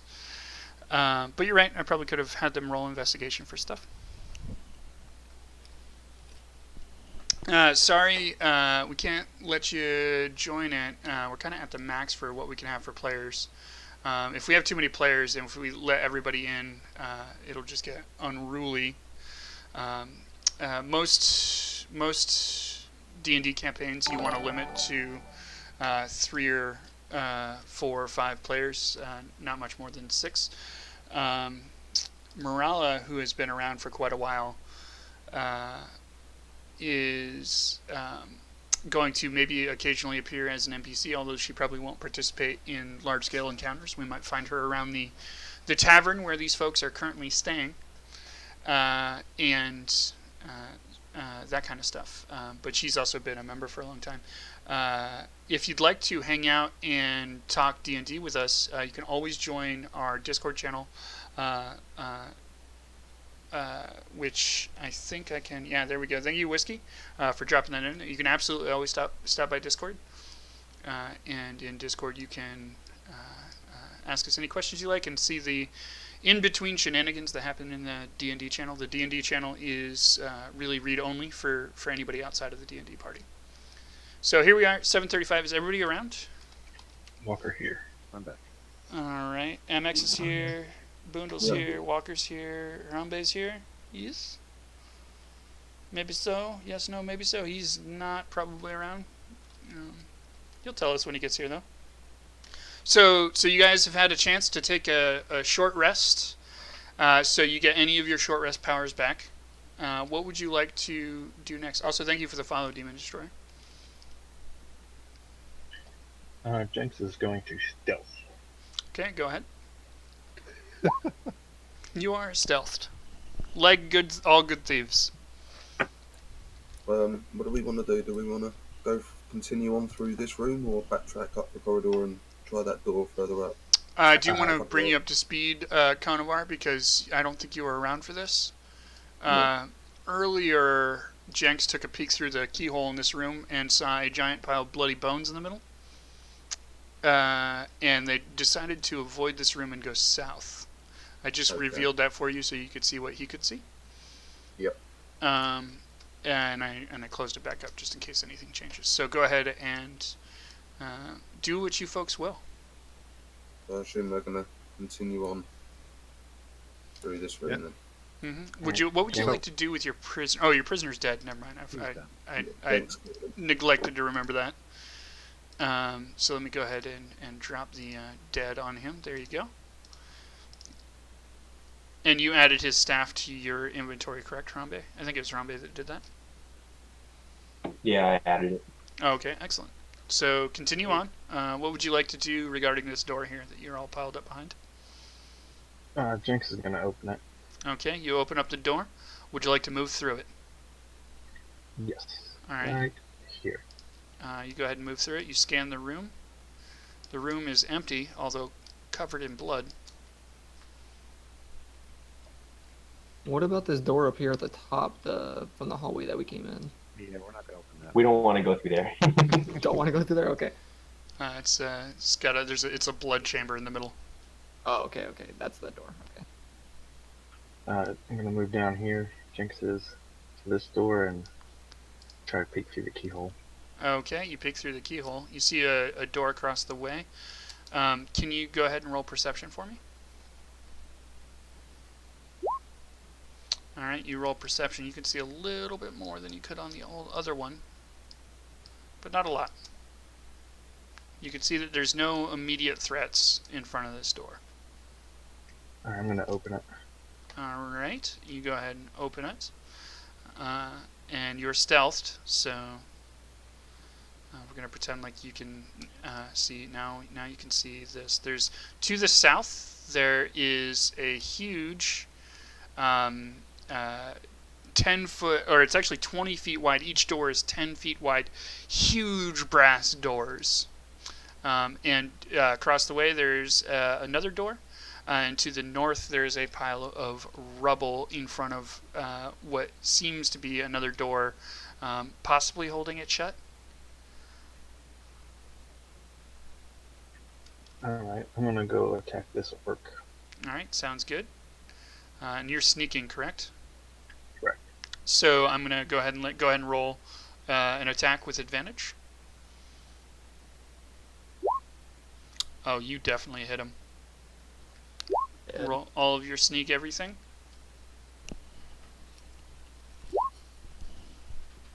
All right. You go to sneak up behind him, and you were what, going to slit his throat? Yes. All right. You slit his throat, although um, he gets his hand over it, and he is very much in the process of bleeding out right now, but he's not quite dead. Okay. And so he spins around. He is so bloodied and the only guy around. I'm gonna pretend as though you just get another attack. Go ahead and do another attack for me. Yeah, you definitely hit him. Swing damage. Yeah, he's dead. So as he spins around to see what just happened to his throat, you just drive your rapier into his gut, and he falls to the floor silently. Can I take a look at the stonework up here? Sure. So what you're looking at up there, Boondle, is actually a bunch of rubble up against a door. And I that, do have a skill that gives me better relation to looking at rocks because I am a dwarf. okay. The stones here seem to be cobbled together of the stones of this hold. Various places are in disrepair, and this stone has been pulled from the walls, and a large part of this space has been, or this doorway has just been collapsed right in front of this door. So do I need a roll to see maybe if they did it on purpose or if it fell there or... It looks as though it was intentionally done. It looks like the orcs probably collapsed this doorway in order to keep something in. Okay. Don't go this way, guys. If you tried really hard, you might be able to move the stone and stuff. Probably there for a good Let's not do that. Okay. Probably there for a good reason. All right, sounds good. That's the body that of the orc Jenks just killed. What was that? I want to search the body of the orc Jenks just killed. All right, can you roll investigation for me?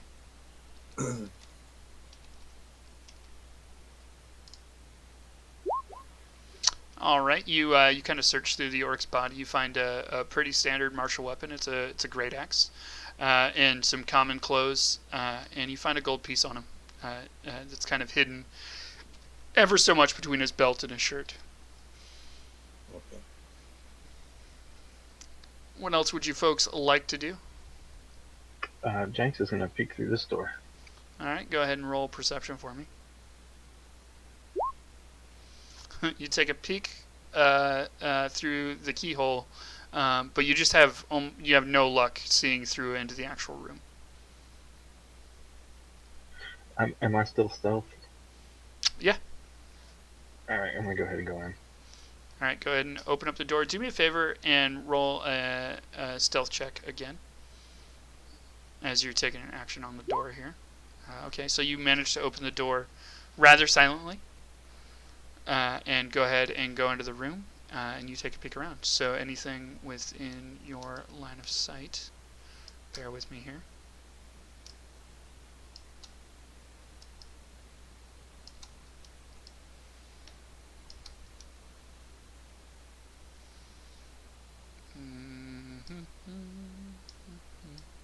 Line of sight is hard. Roll20 actually has a mechanic for this. I just haven't gotten around to using it yet. So you can see some tables to the south, and you can see this black oozy thing, and it is moving. You're unsure if it's sentient or whatever. You see quite a bit of slime on the walls and the floor here in this room too. It looks like it was an old dining hall. All right, I'm gonna inch up right here. Okay. Go ahead and or yeah, there you go. You're good to go.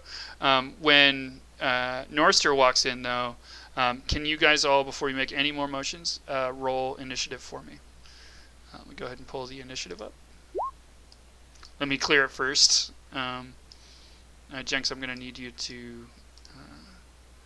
there we go. We cleared it all up. Go ahead and roll again for me, Jenks, but I'll give you... also you too, Norster. Wow. I'll change yours. Oh, you rolled the same thing. That's intense. Norster, you don't have your token selected.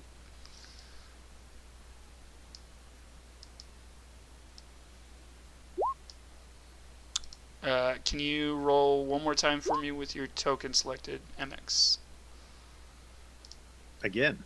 Yes. Oh, I gotta be selected. Yeah, you gotta have your token selected. There we go, and I'm gonna just change that to what you had, which was 17. There we go, and I'm gonna go ahead and add ooze 1 to this and roll. We'll just very quickly check out what his initiative is.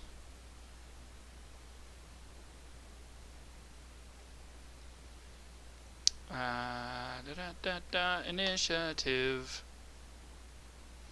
Oh, wow. Their initiative is amazing. It's 1d20 minus 2. 14. There we go. So he's a 14.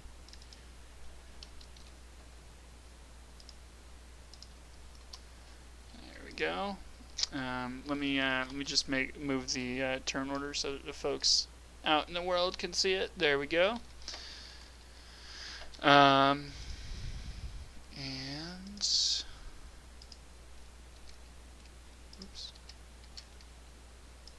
There you go. You can see what you can see.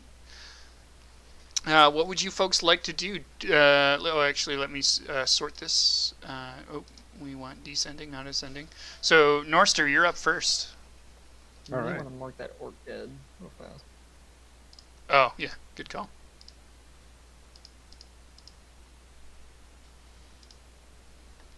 All right, it's my turn. All right. Mm-hmm.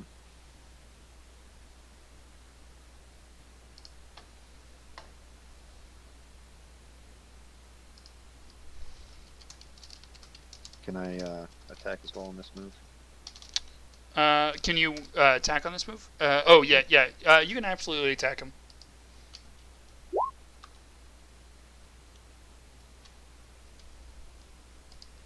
All right. You go ahead and let's see. You hit him for 13. Or so go ahead and roll damage. Oh crap! What's mine? It's the Just click where it says mace.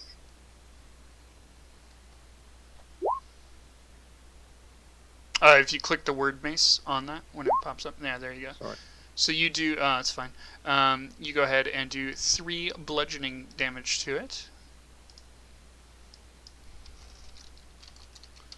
And give me just a moment.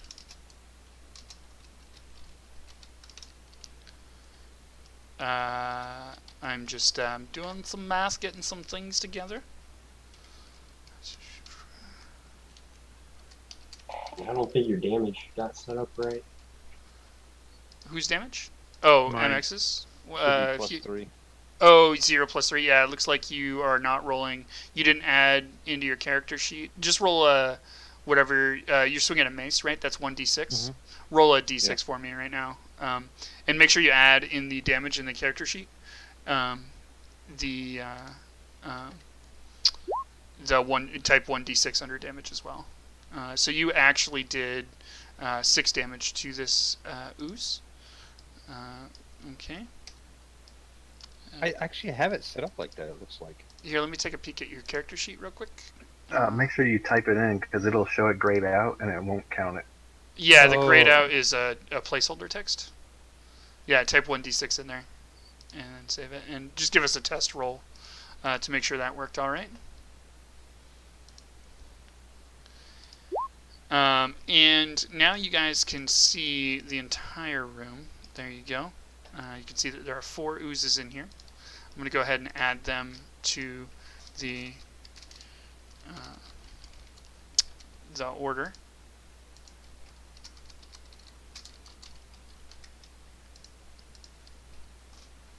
Oop, I just added a blank token. Don't want to do that. Ooze 4. Alright, let me just confirm. Yep, we're going to want to make this sheet a little bit bigger. There we go. We'll trash can this puppy, and I will enter in their initiatives. So 11, 16, no, 11, 14, and 5. Whoops.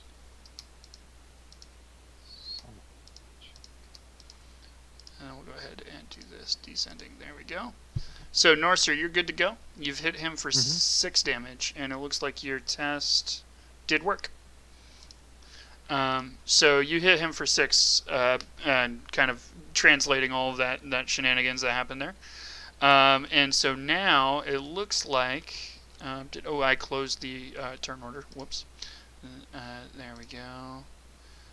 Go ahead and open that puppy back up. And I think it's Ooze 3's turn now. And so that is this Ooze here. As soon as I get back onto my pointer, it's this guy here.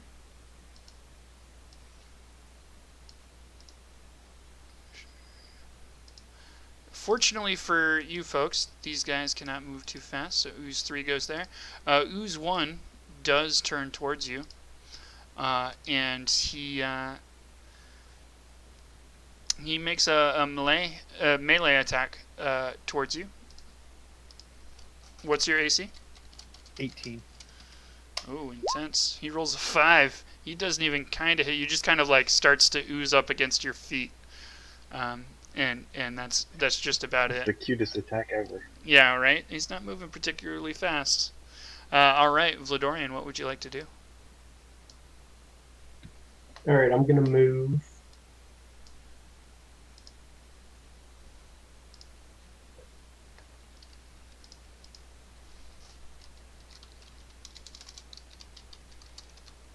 I'm gonna take a shot at that ooze opposite of me on the long wall.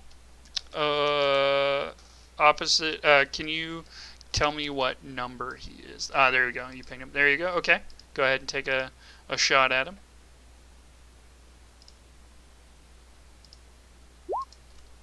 You absolutely hit him. Go ahead and give me some damage. Alright, you do 8 piercing damage to him. Let me just, let's see, is that Ooze 2? That is Ooze 2.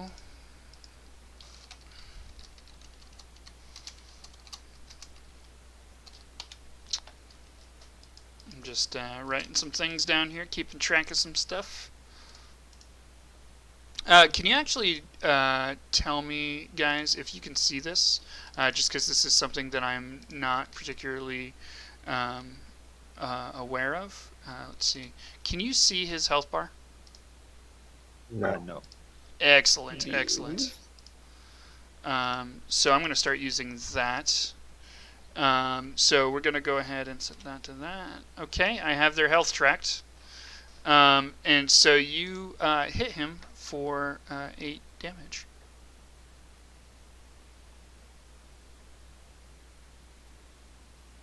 Let's see, what do we got? Who's up next? We've got Ooze number 2. Ooze number 2 starts to move towards Jenks, who is stealth. He doesn't really know that he's there. Jenks is kind of hiding. I don't know how he's hiding in that open area, but somehow he is super ninja. He sees Conovar, though, and he moves forward and he tries to take a swing at Conovar. So we're going to go ahead and roll against him. What's your AC, Conovar? He is out because his internet went out just now. Gotcha. Well, I can see what his AC is. Let's see. Conovar, what is your AC? It's 12. So he takes a swing at Conovar for a solid miss there. And so he's just kind of oozing up towards his feet, and that is all. Conovar is up. Let's say that he takes a standard melee action against the ooze. And he swings his long sword at him. For 24, he gets a hit and does 5 damage to that ooze. So that's 5 slashing damage, I assume. That ooze, the constitution of that ooze is starting to seem a little bit questionable. He's falling apart. Chunks are sloughing off of him. He looks to be bloodied. Who is up next here? I've managed to shut the turn order again, once again. Keep doing that. So after Carnivar, Jenks is up. Do something. I'm going to attack the ooze right in front of me. All right, that sounds good. Go ahead and take a swing at it. You take a swing at it with a rapier, and although you actually hit it, your rapier just goes right through it. It seems to heal right on the back of it, like an inch behind the blade. Just it's reconstituted together, and you've done nothing to it. Fantastic. I'm going to go back out here, and no, I'm not. I'm just going to stand here. Okay. That sounds good. Bundu the Great, you are up. Okay, I'm gonna make a great dwarven charge into the room Okay.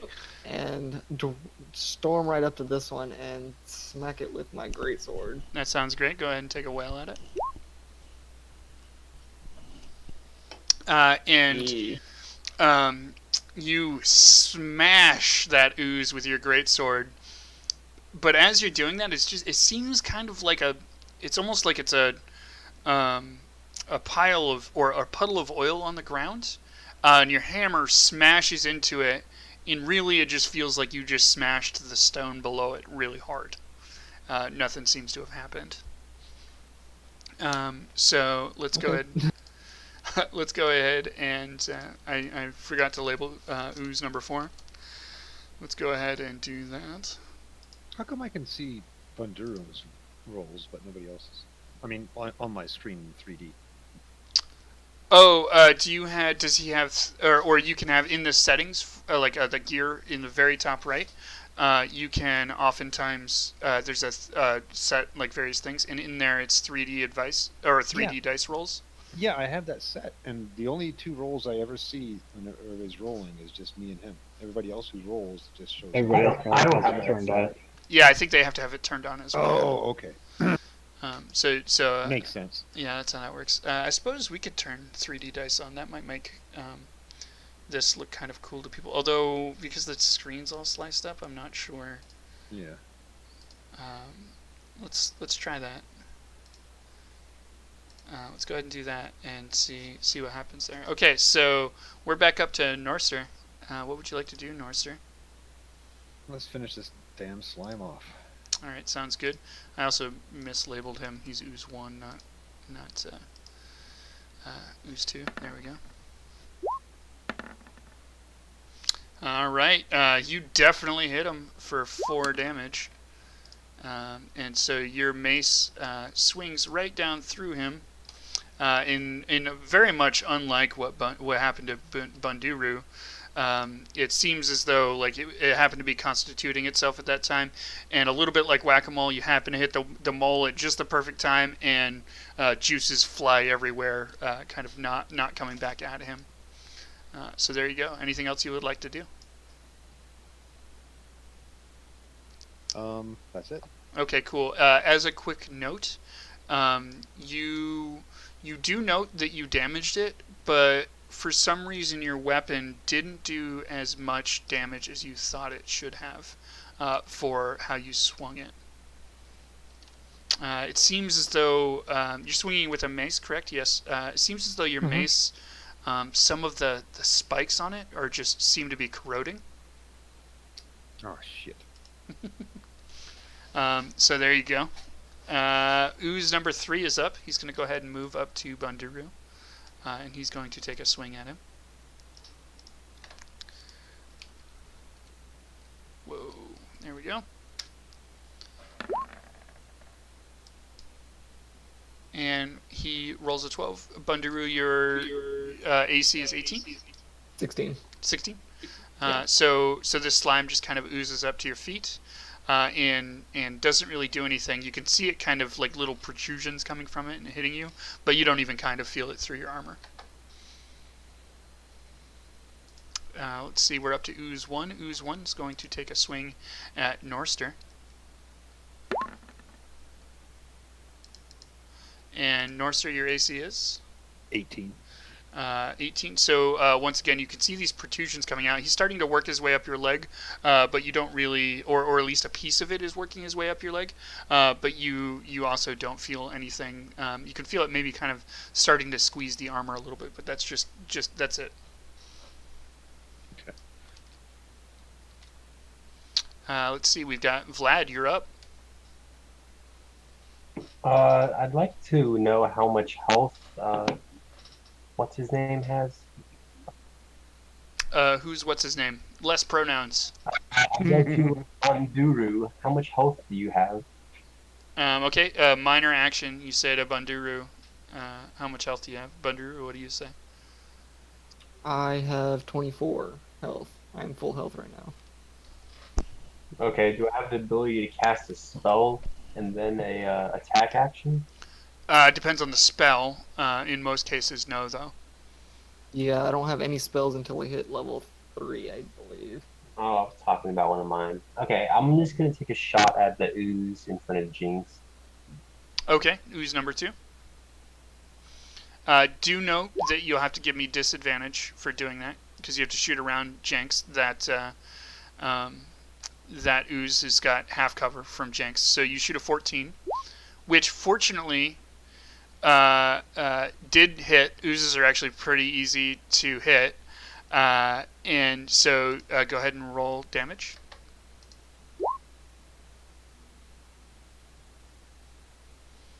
All right, and you do 4 piercing damage to it. So the ooze is kind of swinging, coming up Jenks's leg, and you manage to very deftly shoot a large part of the ooze, which sloughs off to the floor and kind of turns into an oily liquid and unconstitutes itself. And so you've done 4 damage to that ooze, who is still bloodied. Anything else you would like to do, Vlad? No, that's it. All right, ooze number 2 is going to take a swing at Jenks here. He's got little protrusions coming out, and they're starting to snake up his leg. And we are going to get a 21. So that ooze's little tendrils are starting to sneak up around his leather armor and into his body and just really squeeze his leg super tightly. And he's going to do... I think this is the first time one of these guys has hit you. He's going to do 1d6 plus 1 squeezing damage, and he's going to go ahead and do 3 damage to you, Jenks. So now we've got Conovar is up. Sergeant Whiskey is still disconnected, correct? Correct. All right, I'm going to just take a basic martial attack against the ooze on behalf of him with his longsword. Oh, nice. Which does find purchase on him and does 5 damage. There we go. So he takes a swipe at the ooze that is now wrapping itself around Jenks's leg, almost kind of scraping it off the armor. And as he's scraping it off the armor, he kind of he feels a little bump. Not unsure what it is, but he definitely cut through it. There's a little bit of a slightly more or slightly less viscous, I suppose, or more viscous. I forget how that works, but just a little bit more resistance as his sword blade is slicing through the ooze. And all of a sudden, just after he cuts through whatever piece of the ooze that was, the whole thing just kind of turns into an oily liquid and starts to drip off of Jenks. And this ooze is now dead.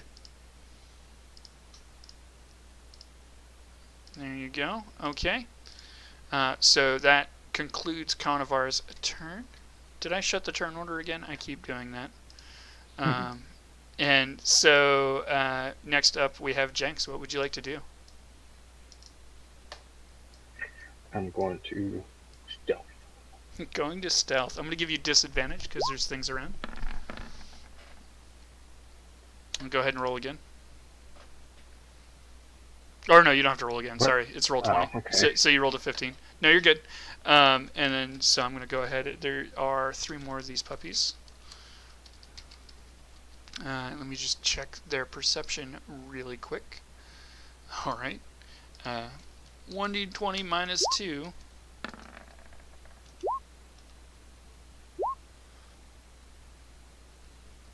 None of them notice you. You are stealthed somehow. You managed to dip behind Conovar and Vlad. Ninja vanish.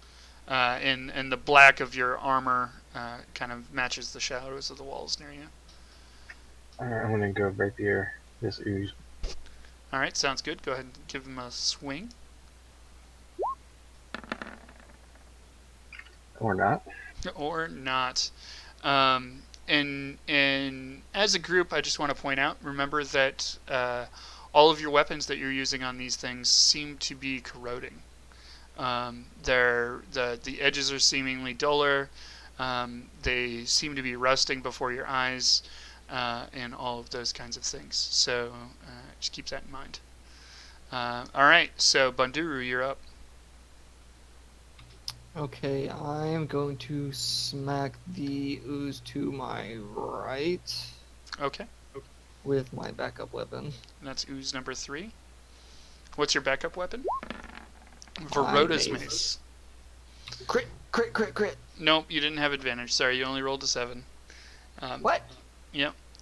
The second number is if you have advantage or disadvantage, of which you had neither. Oh. So you rolled a 7. You go and you smash that mace into the ooze, and it hits the ground. And nothing really happens. Ooze number 4 just kind of slides forward a little bit. There you go. They're coming for you. What if I want to run away? You can run away if you'd like. You are going to take 2 attacks of opportunity if you do that, though. Oh, never mind. I'll stand here. Okay, sounds good. Is that it for your turn? Yeah, it'll be all. All right, so Northster, you're up. All right, can I light a candle and drop it onto the ooze? Sure. Go for it. Do me a favor and roll. How about a dexterity roll? So you can do a dexterity save. That's kind of the same. Okay.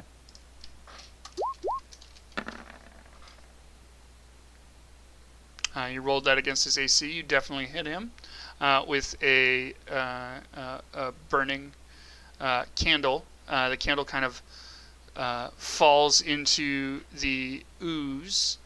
And do me a favor and roll a d4.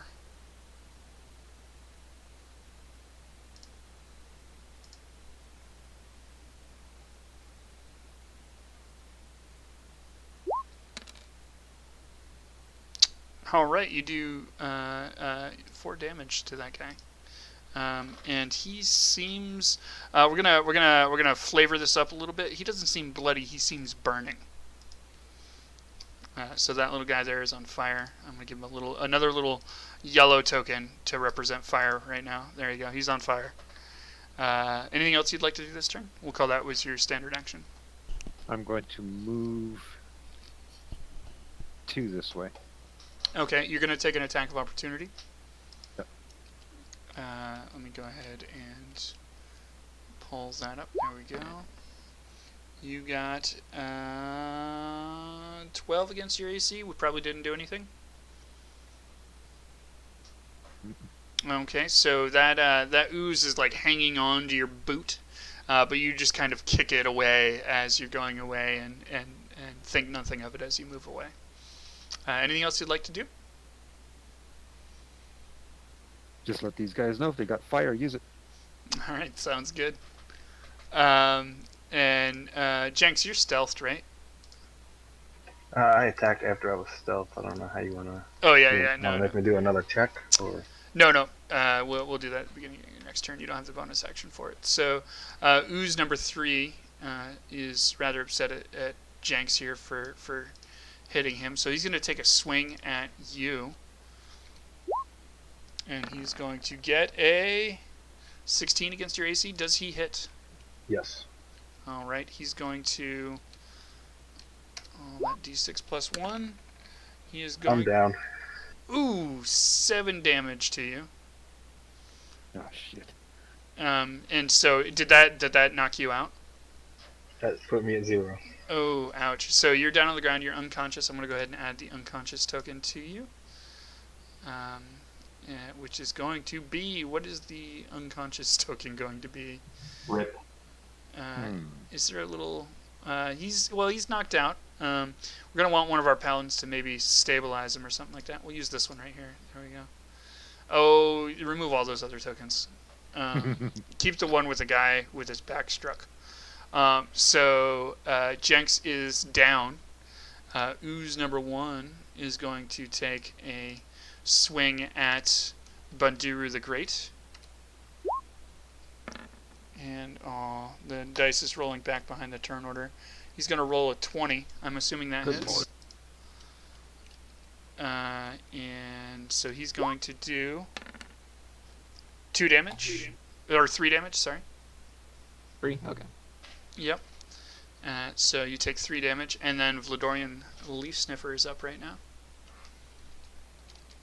Okay, I want to cast my Hail of Thorn. Okay. Go ahead and so we'll say you cast Hell of Thorns. That's a bonus action. Yep. And so what you need to do is make a standard attack against something, and then you can hit something adjacent to it. Okay, I'm gonna aim for the one in front of Boondle. Okay.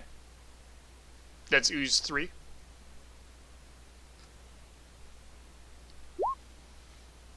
You definitely hit it. So go ahead and calculate damage. Or click on, yep, there you go. So you're going to do 7 piercing damage to that guy in front of Boondle.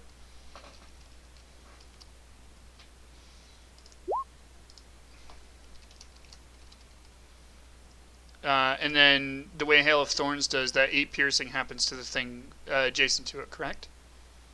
It happens to the original one I struck and anything within 5 feet of it. Gotcha, okay. So we're going to go ahead and do that. And then we're going to go ahead and do that. So as you shoot, you basically shoot your arrow into the ooze that is just to the north of Bundiru, and the arrow itself explodes into a bunch of thorns and hits everything around it. And can you do me a favor and quickly read the description of Hail of Thorns? Yeah, give me 1 second. I believe it hits all creatures within 5 feet, right? They're supposed to do a dexterity roll to take only half damage. Okay. So Jenks automatically takes that damage. So because he's not stabilized on your character sheet, can you mark 1 failed saving throw, Jenks? Or 1 failed death throw? Okay. Oh my god. Yep, you gotta watch out for that. And then so let me go ahead and roll dexterity for the oozes. I just need to look up their dex real quick. Okay. And so I think that saving throw, dexterity to take half damage. And what do they have to hit for a DC? I don't know, it just says the target of the attack and each creature within 5 feet of it must make a dexterity saving throw. Yeah, and it should have a DC difficulty check. Which is probably going to be something like 13 or 14. It should tell you what your DC is. I can look it up if you'd like. Oh, my DC? Well, the spell itself has a DC, which is typically Hail of Thorns.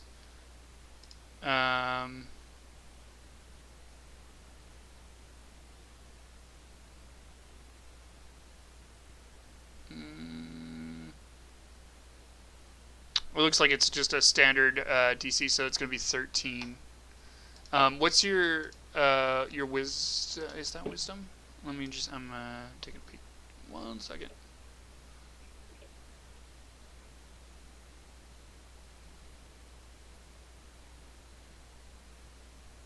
Yep. Can you give me a Dex saving throw, Bundiru?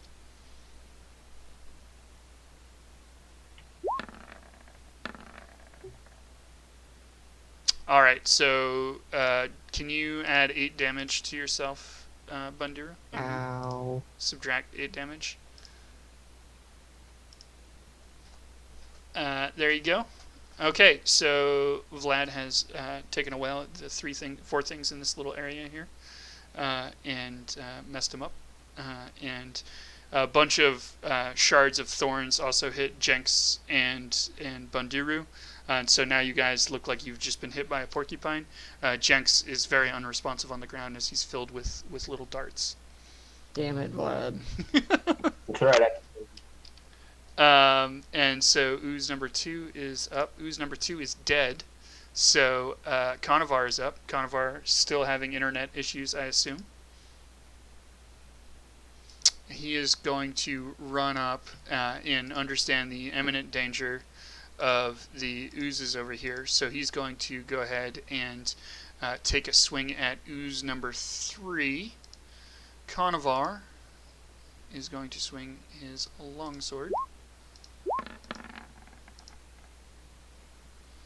And swings into the ooze, but is distracted by the events that just occurred and how he just barely missed being turned into a pincushion. Takes a swing and his blade just sparks off the ground through the ooze, and it reconstitutes itself. So Jenks, you're up. Can you give me a 1d20 plus your Constitution saving throw? And I believe the way that works. Oh gosh. Okay. What the fuck? So go ahead and mark one more death save. If you fail one more death save, you will die. Hey guys. So go ahead and mark one off. There's no really critical way to do that. I'm not going to make you take 2 or anything like that. So go ahead and mark off another death failure. And then we'll go to Bundiru the Great, the Paladin. What would you like to do?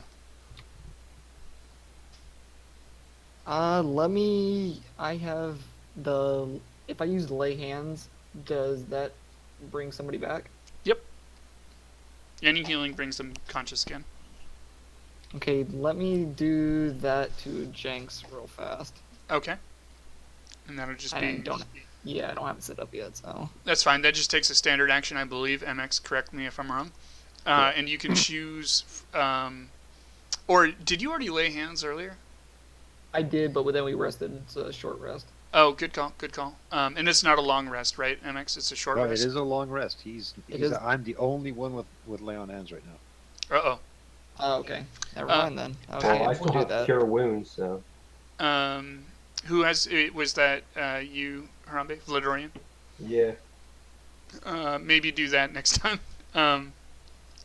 So you don't have lay on hands. MX, can Paladins stabilize as a standard action? No. Okay, so Even with the priest's backpack or the priest's tools, we only have we don't have anything that's medicine. Uh-oh.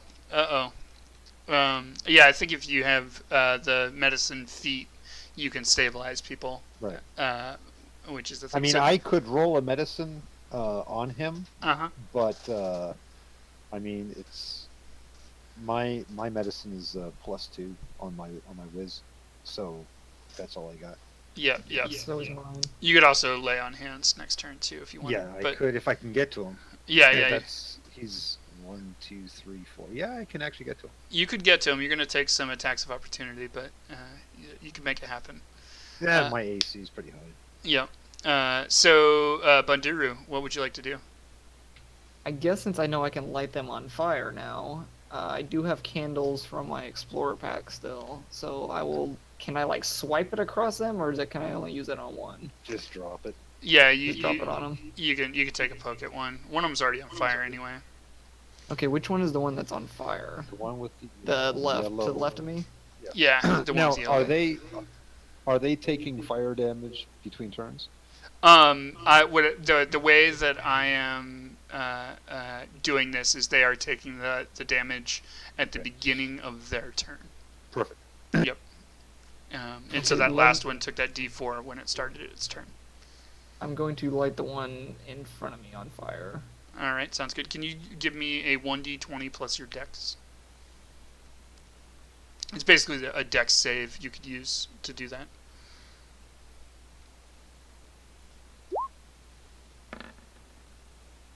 Okay. You rather easily grab a candle from your pack and light it and drop it on him. And can you give me a one? Okay. It was a torch. Okay, but still, same. Yeah. Torches works. Work. Do me a favor and roll a d4.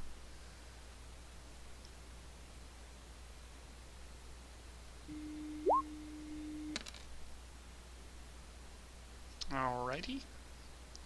And that'll apply at the beginning of his turn. Okay, so Bunder Ooze 4. Ooze 4 is just feeling so left out of the action. He's almost there. He's coming up on you, but that's all he does. So Norster, you're up. All right, I am going to move here. All right, you're going to take one attack of opportunity, which ends up being a 15 against your AC. Seems as though that attack was rather ineffective. So NBD, and you move kind of deftly beside him. What would you like to do now? Lay on hands. Lay on hands. You're going to do it for the full 5 health? The full 5. Okay, sounds good. So Jenks, you are now up, and you can add 5 health to your character. Anything else, Norster? I'm out. I moved and I did my thing. I'm done. That's all I had. Sounds good.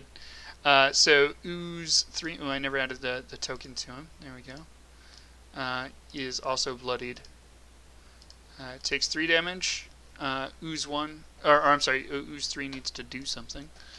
So he's been focused on Bundooroo, so he's going to take a swipe at Bundooroo. And he is going to get a 9 versus your AC. Is he not going to do anything? No, I have 16. Sounds good. So Ooze number 1 is also going to take a swing at you. These Actually, guys are like... Actually, it's 18 because I used my mace last, so I switched to shield. Okay. So, and do remember that those take minor actions, so keep that in mind. But so your AC is 18, you said? Yes. So both of these oozes are latched onto you, like there's just these like tendrils kind of like sneaking up onto you, but you still have no real feel for what they're doing at all. They're just completely ineffective against you. So now Vladorian's up. Vlad, do something. Can I light this one closest to me on fire? The which one, Ooze 2 or Ooze 4? Or Ooze 2 is dead, so I guess Ooze 4. The one that's not on fire. What's that? There's one right by me that isn't on fire. Yep. So do you have anything like torches or anything like that? I have a torch and I have a tinder box. Okay, so yeah. Perfect. Go ahead and roll a dex attack. 1d20 plus your dex modifier. That for sake of ease of buttons to click, that's the same as the dex save. Sorry, what did you say to roll? Just click on dexterity. Yep. There you go. You roll a 15 against him. That works fine. So you go ahead, do me a favor and roll a 1d4.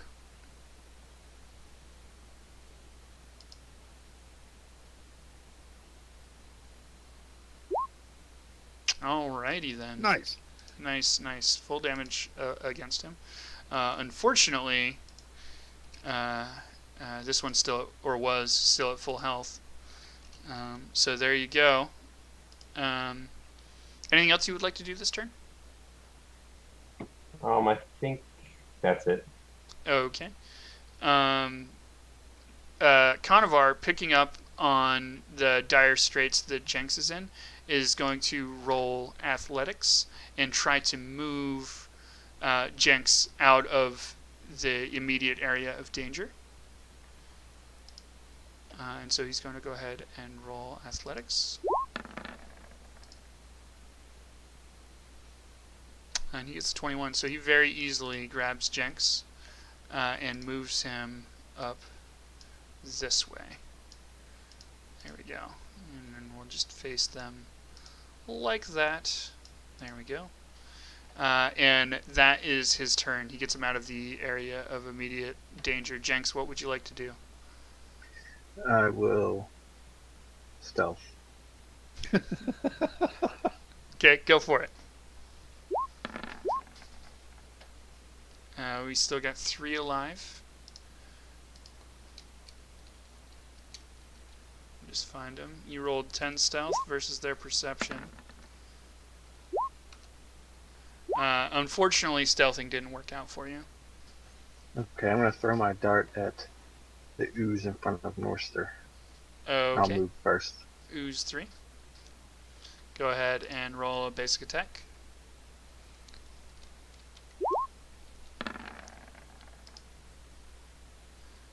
And that dart does hit him. These guys have amazingly low AC. Go ahead and roll damage.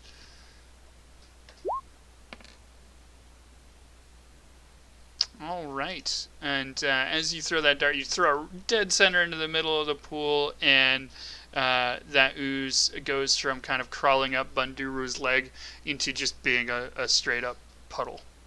And so Puddle of fire. he's a little, and the fire kind of dwindles and goes out as it kind of settles. So there you go. Ooze number 3 is dead.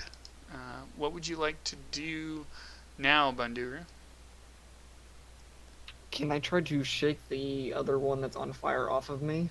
Yes. Okay, what would I roll for that? That would be acrobatics. I'm going to say that we'll call that kind of like just a shift and move. In order to do that, you'll need to move into a different square. And if you move into or out of the area of control, they'll just get an attack of opportunity on you. Well, I can't really hit myself with any of my weapons. That would be kind of dumb. Mm-hmm. You could use your hands. Yeah, that's not gonna do much. I guess I'll just roll out of the way and let him try to get an attack on me. Alright, sounds good. Go ahead and... Or actually, I have to do this against your AC. Move there. Where are you? There we go. We're going for 18 AC here, right? We got 10. Yep. I do want you to take 1d4 fire damage, though. Go ahead and roll that. Ow. So do take 3 damage as you're kind of moving away. That ooze missed you, but it was getting warm on you there a little bit. Okay, so now we've got ooze number 4, which is actually kind of close enough to get into the fight here. Moves up behind Bunduru. Oh, did I not set him on fire? That's the only one we haven't. Oh yeah, you did set him on fire. Just didn't put the token on him. Oh, okay, no, we do. There we go. Good to know. And he's going to roll a basic attack against Banduru, who just happens to be in the middle of all of this trouble. And so he's starting to grab onto, fire and all, the back of your boots, Banduru. God dang it. I'm the tank. I am the tank. Yep, and you're in the middle there, just taking all the damage. So Ooze 4 going for it. Norster, what would you like to do?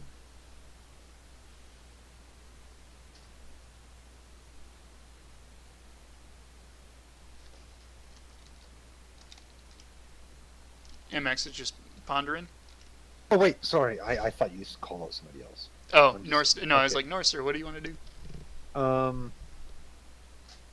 Let's finish this bitch off Take him out. with a mace. Alright, sounds good. Take a swing. Alright, do me a favor and roll damage. Oh, you finish him off so hard. Let's go That is ahead. most definitely what you said. And so he is very, very dead. He just kind of falls limp as your mace kind of squishes something that feels like the end of an eraser on a pencil or something like that, and it just splats, and he go in the whole puddle, or the whole constituted ooze just changes into a little puddle. He is now dead. There you go. You've got the one left. Anything else you would like to do? Let's see. I can move. Is it 1 or 2 after that? Because I moved 3. Did it attack? I think that's it for me. You 'Cause I move moved an 2. attack. You could move 4 up to 4 more.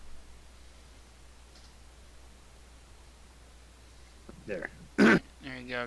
Getting ready. All right. So ooze 1, ooze 3 is dead. Ooze 1 is dead. So we're up to Vlad here. What would you like to do, Vlad? Alright, I'm gonna move right here. Okay. And I'm gonna cast Cure Wounds on Boondle. Okay. And can you give us a quick description of Cure Wounds for the audience? Okay, so costs 1 action, touch range, so I have to be next to them. The creature I touch regains a number of hit points equal to 1d8 plus my spell casting ability modifier. Which is going to be Wisdom, correct? Yes. So you're going to give us a 1d8 plus your Wisdom modifier? I'm unclear on what that is. I think mine's 2. Okay. So 1d8 plus 2, and you're going to heal him for that much. Nice. Oh, it looks like it was probably already calculated in. Yep, there you go. 7 is... So you get 7 hit points, Bundiru. Woohoo! Yay! That's for shooting you with thorns earlier. Thank you. I'm going to go ahead and just move the screen a little bit for the audience, too. That's kind of going off the edge. And we'll go ahead and move this over here so that they can see that room a little bit better. Okay, anything else you would like to do, Vlad? Can I move at all? I think you only used up 3 movement to get there, and you get 6 total. You will take an attack of opportunity if you move out of his zone of control, though. Yeah, I'm just gonna move right there then. Alright, he's going to take an attack of opportunity against you. And And that's a hit. probably God, hit you. Let's go ahead and roll damage. He is going to do, I think, 4 damage to you. Yep, 4 damage to you. So go ahead and remove 4 hit points. There you go. Okay, so ooze number 2 is dead. So Conovar is up. He's going to move forward, I think. Yeah, Conovar is going to move right into here. Take a swing at ooze number 4. Gotta pull up his sheet here. And take a swing at him with his longsword. Holy crap! He's gonna roll a crit. 2 nat 20s. 2 nat 20s. That offsets the there you go. 10 plus 5. He does 15 damage to that ooze. That ooze is very, very bloodied right now. Boom! And on fire. There you go. Let's see. There we go. So, Jenks, you're up. What would you like to do? Stealth. Yeah, I'm gonna stealth. Matt, it's one day he's gonna lose that stealth ability and he's gonna cry. Right? We're gonna get you some bright clothes next time we're in town. I have dark commerce clothes. I'm gonna get him some bright blue clothes. Yeah, you're totally stealthed. In all the action, the ooze just is completely unaware of what you're doing. Because he's latched onto my ankles. I'll hit him with my rapier. Alright, sounds good. Take a swingy swing. Okay, go ahead and roll damage. You take a swing at him, kind of coming at Bundir. You try to slice what's on the ground away from what's not. And you have damaged him. Let me see. Okay, you manage to, as you're slicing it away, you just kind of scrape the rest off the ground and flip him like an omelet. He ends up falling dead to the floor, just kind of sliding off your blade. He is dead. The encounter is over. Oh god. Can I Who's start cleaning my weapon off before it takes any more? Absolutely, you guys are cleaning your weapons. I do have some bad news. I need all of you to permanently dice down your weapons. So go down 1 dice on your damage. So 1d6 becomes 1d4. 1d, I guess most of you guys are 1d6s, right? 1d8 will become 1d6. And that is permanent. You can decide to trade out your weapons or whatever, get them repaired when you're back in town. I don't I have do to have put my s- bow down, do I? What's that? You don't have to dice. No, only melee weapons. I have smithing tools. Can I save my weapons? You don't really have access to. Anything to help? Is there a? Can you do a check for your smithing tools? I can't. I'm going off. It's gonna be attribute of strength, which is what I would think it would be, but I don't quite know for Yeah, sure. I'm not sure that really is going to help you out all that much. So nah, no big deal. Yeah, you're gonna need more than just.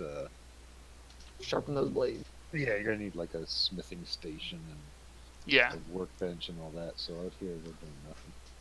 exactly. So What do I do for my greatsword? Because it's 2d6 damage. it's 2d6. So make it 1d6. no 2d4. Oh, 2d4, yeah, 2d4. Alright, can I search these tables? Sure. You don't need to roll for it. It's just a bunch of mugs and some old stale food. The tables are super in disrepair. It looks like the orcs have not come in here for a while. These oozes have been just munching on all the various metals and stuff in this room for a really long time. It's just an oozy, crappy room. I'm gonna use some hit die. Some what? Hit die? Oh, hit die. Yeah. You guys Nice. could definitely take a short rest if you'd like. Definitely. What is this hit die? You can roll it, so you can click the hit die button. Up to, I forget how many times it is per day your class tells you, I believe. I think it's just your level plus 1. Yep. How many you get. Oh, yeah. That sounds about right. So you would get, you guys are all level 2, so you would get 3 Well, I hit never die took per any day. damage. What the hell am I doing?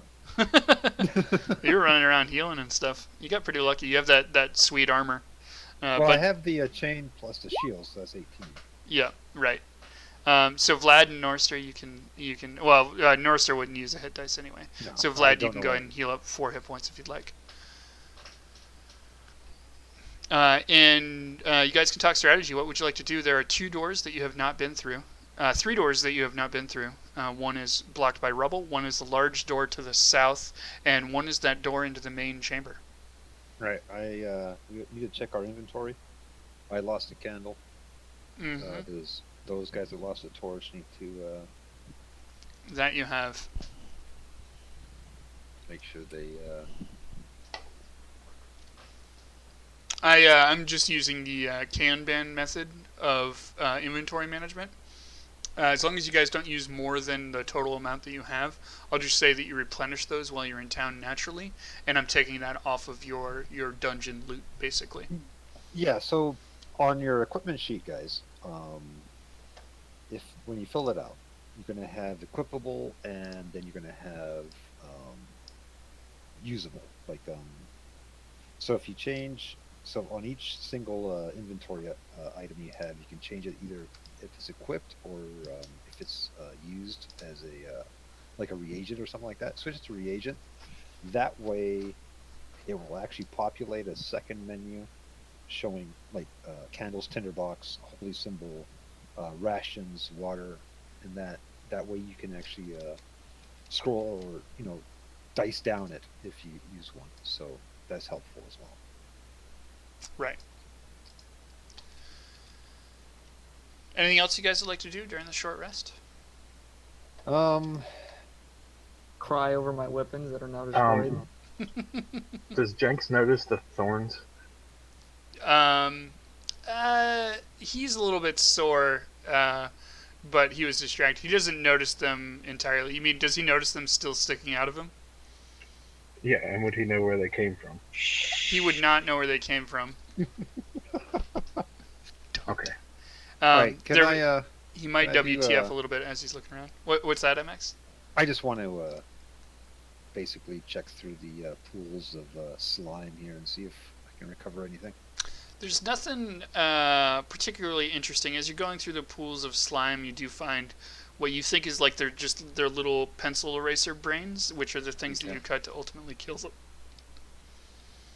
All right. Jenks is gonna ask Bunduru where the thorns came from, since they're summoning him too. Where the what came from? The thorns that are Well, sticking out of Jenner's your. not going to say shit, is he? I was face backwards. I don't know where the hell they came from, actually. I was latched on and held on by two of these pencil eraser monsters. All right. Give me a second for a bio. Be right back. All right, sounds good. While he's bioing, you guys can talk over what you might do. You have 3 doors you haven't been through. One of them's kind of hard to get through. Let's take a look at this map and see where we haven't been. I will ping really quickly the doors that you have not been through. You got this one down here. You've got this one up here. And then you've got this one over here. So can I go back and examine the big unblocked door? You mean the one at the very south of the map? Yeah. Yeah, go ahead. Go ahead and roll investigation.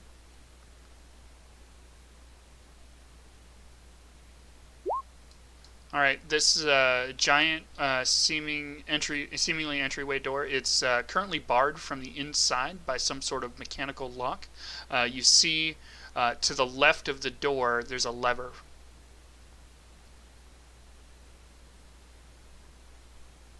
Right about there. Can I attempt to use it, maybe? To use the lever? Jenks is gonna say, "How about you don't open the big giant doors?" What would you like to do, Vlad?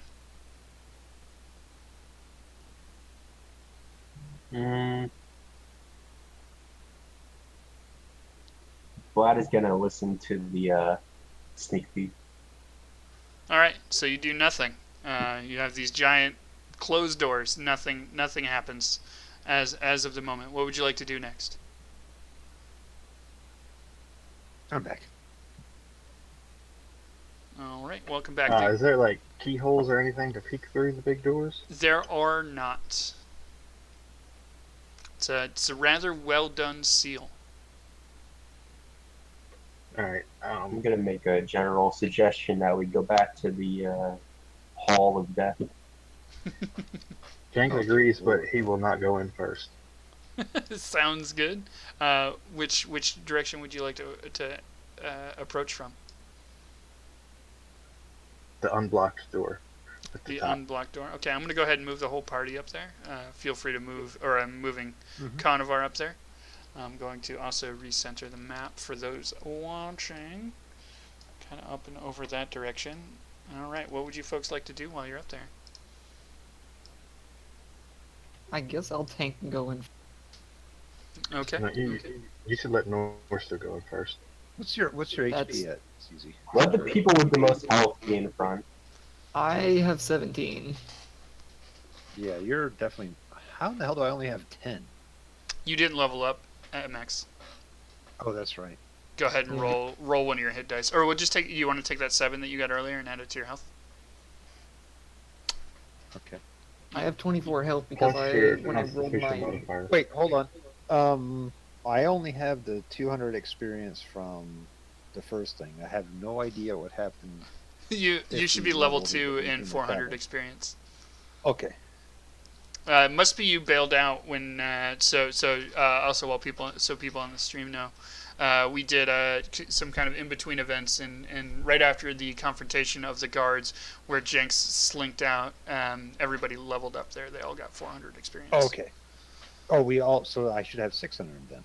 I'm sorry, they all went to 400 experience. Okay. Cool. Then I need to, at level 2, I get a proficiency in protection. What is from that? my weapon. Let me just bring up the good book. It's a good book. He's talking about the PHB, folks, the Player's Handbook. So are we lining up like how we're going to go in this, I guess? Sounds like the suggestion was stick the tanks in the front. I think we should stick Khan in the front, Just because. just because You hear the fear? I don't hear him not wanting to.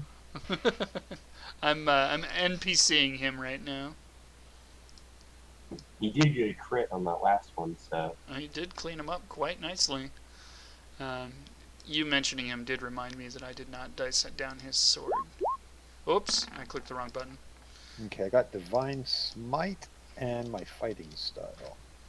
Excellent. Probably should have came in here first before all our weapons got destroyed. That's a reasonable thing to consider. As I tell the group that. There you go.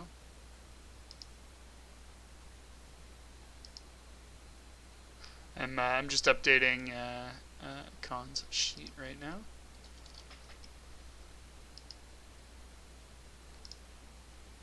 There we go. 1d6 plus 3. All right. So right now we've got Vlad in the front. Although I heard. I don't think that's a good idea. All right. Sounds like you guys are gearing up for a combat breach.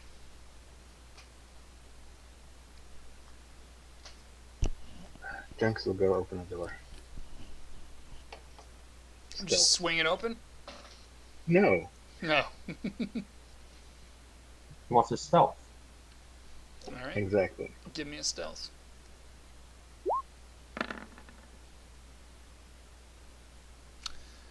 Fortunately, so you stealth rather noisily. Fortunately, there is nothing around, so you are stealthed.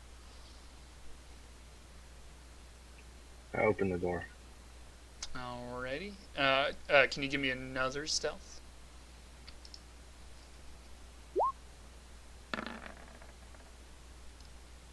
Alright, you open the door, and everybody can see in the room.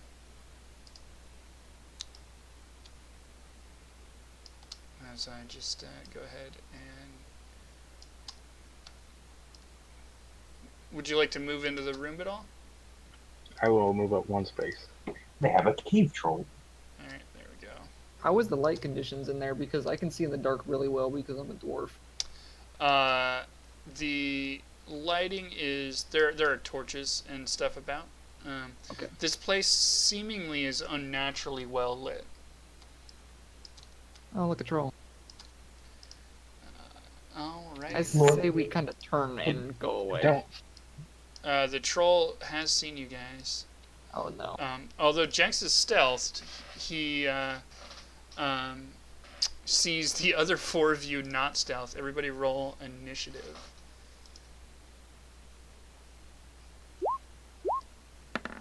Oh, I did it wrong. And will somebody, or all of you, roll a history check for me?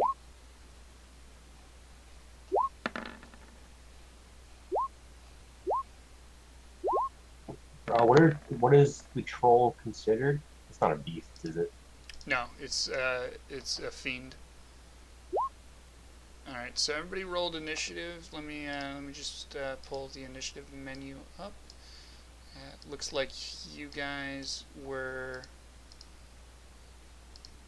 y'all did a great job of having your stuff. That's our, no, that's old.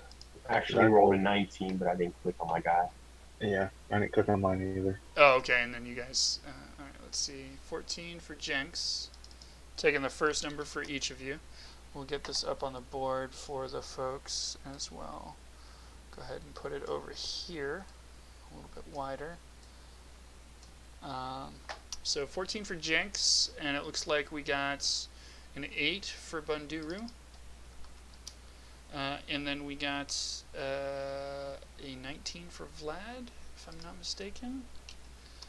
And Norster with a 9, which was right. There we go. And then I'm going to go roll for a Conovar.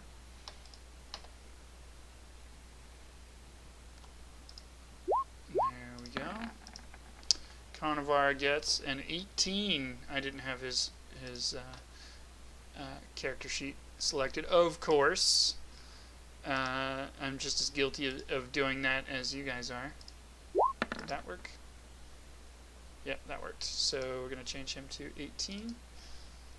And due to some sort of unnatural knowledge, you're just going to know what this guy is. Let me go ahead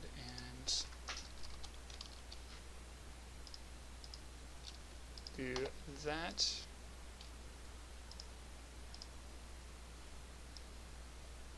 And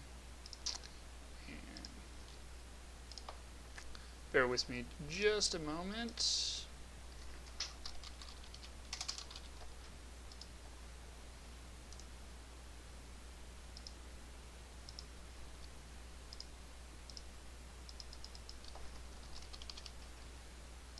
I'm trying something new here.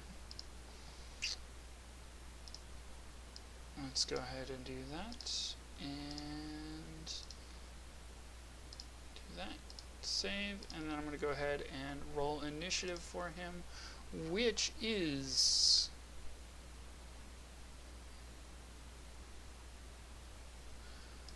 D20 minus 1.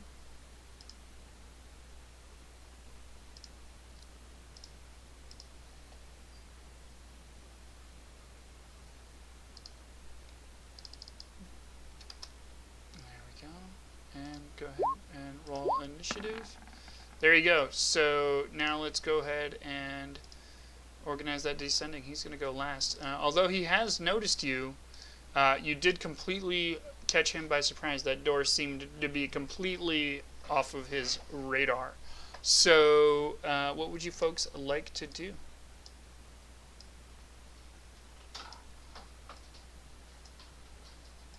Vlad. First, Yep, Vlad is first. I don't have a line of sight on him, do I? Trying to... Hold on, I'm trying to get the turn order onto the screen without blocking anything. Okay, so what would you like to do, Vlad? I don't have a line of shot at him, do I? No, you don't. You would have to shift through Jenks and Bunduru there. And so we'll call them difficult terrain. Alright, I'll move right there. Alright, sounds good. And then I guess I'll take a shot.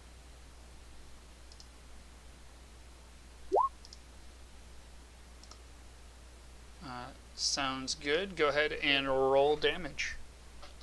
Can he use VETs and go for the eyes? If you got a crit, maybe. So it looks like you There you did. go. Why do you get 9 plus 4 there? It's because of the crit and the advantage. So Oh, it would gotcha. just Yeah, be yeah. the 9. Which eating it. So it's an even 9. Should I roll for damage again if that's wrong? No, it's not wrong. It's just only the 9, not the 4. Which is totally fine.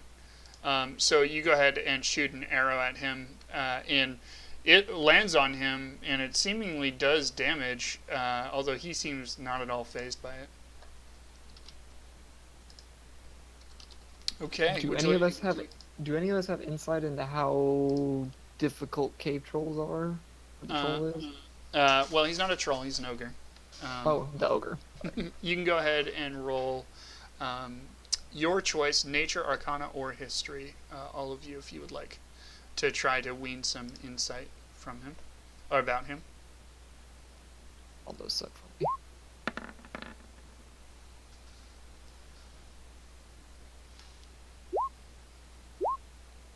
Ooh.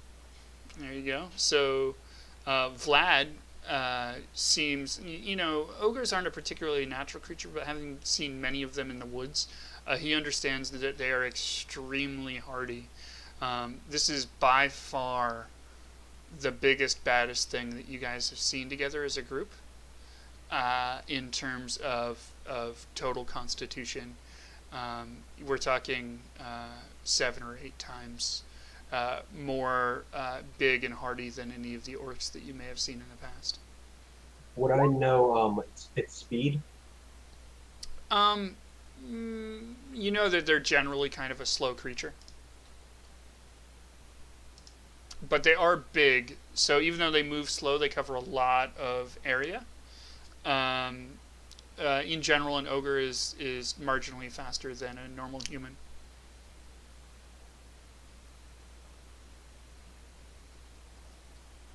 Anything else? Or are we gonna move on to Oh Conobar? no, I'm done. I've been done. Okay. So what did you want us to roll? You could roll Nature, Arcana, or History, your choice.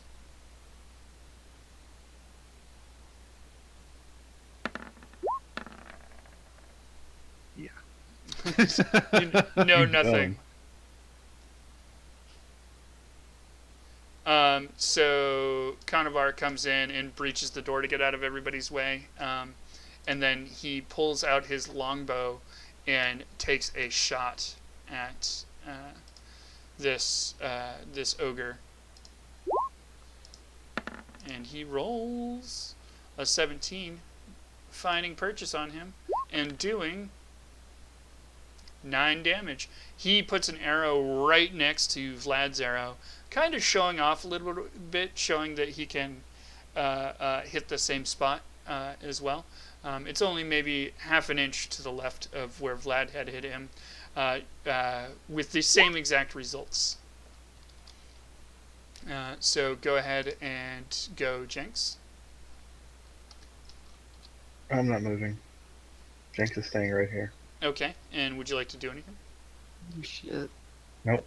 Okay, you can defer your turn instead of skipping it if that's what you would like to do. Yeah. Okay, I'll do that. and all I need to know for the deferral of your turn is what you're waiting to defer until. Until Norster and Bunduru get out in front of me Okay, and sounds get good. this guy going. All right, Or sounds just after they go. all right, sounds good. So you're gonna defer until there. So that means Norster, it's your turn. God, I keep hitting the. I'm adding a spell. Sorry. Oh, that's fine. Yeah, I'm gonna definitely move into the room. All right, sounds good. Go ahead and move on in. 6. I think that was your full 1, 2, 3, 4, 5. If you count double movement for going through Jenks and Bunduru, that's probably all your movement right there. Yep, that's it. Okay, Bunduru, you are up.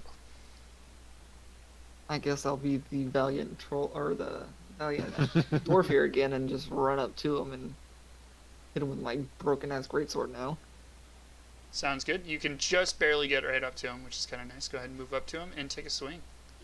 Does he take up that 2x2 square completely? Yep. Okay. So Yes. I'll be here, He's considered a large creature.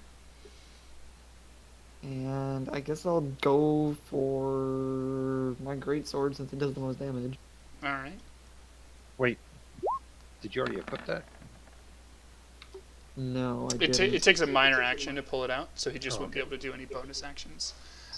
And so you go ahead and you roll an 11, which is a rather poor swing. You take a very poor swing at him, and just because he's so big and he is kind of like the broadside of a barn, you actually do hit him. Go ahead and swing damage.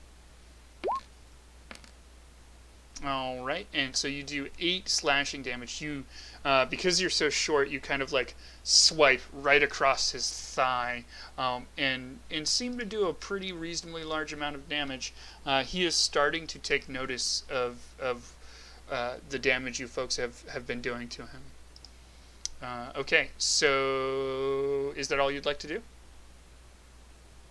That's all I can do because I can't move again. All right, Jenks, you're up.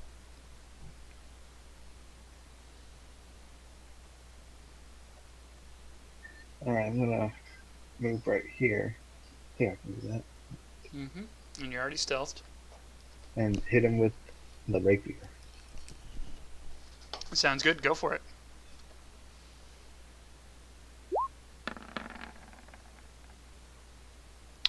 And so you kind of sneak up just to his right next to where Bunduru has slashed across him, and you go ahead and you stick your rapier right into the open wound that Bunduru had just made. And did you dice down your damage? I don't think you did. Oh no, I thought I did. But no, I'll reroll. Yeah, go ahead and dice it down and reroll. No, it says 1d6 in my sheet, but I think you have to hit Whoa. enter. Oh. And you know what I'll do is I'll just subtract 2 from it. Or here, we'll just go ahead and take this new one that you rolled. No, it was a D8 too. I'm not quite sure. I'll just subtract 2 from it for now. Alright. And we'll see what happens. So, we're going to go ahead and do 8 damage to him. So, okay, you guys seem to be just landing hit after hit after hit. And when you stuck that blade in his leg, he reeled back in pain, absolutely just floored, and he's bleeding profusely. You hit an artery or something like that. He is bloodied. So now it's the ogre's turn to go. And so he's going to grab his club and he's going to take a swing at the thing that just hurt him so much. So let's go ahead and roll. Fucking knew it. I should have stayed over there.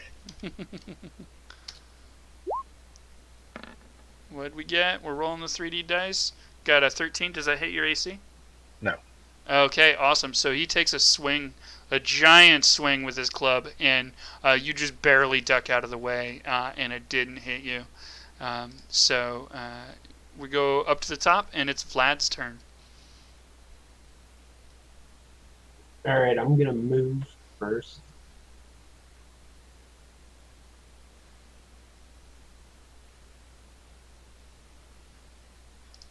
Where are you moving to? Right there. Sounds good. And what would you like to do from there? I'm gonna take another shot then. Okay, go ahead.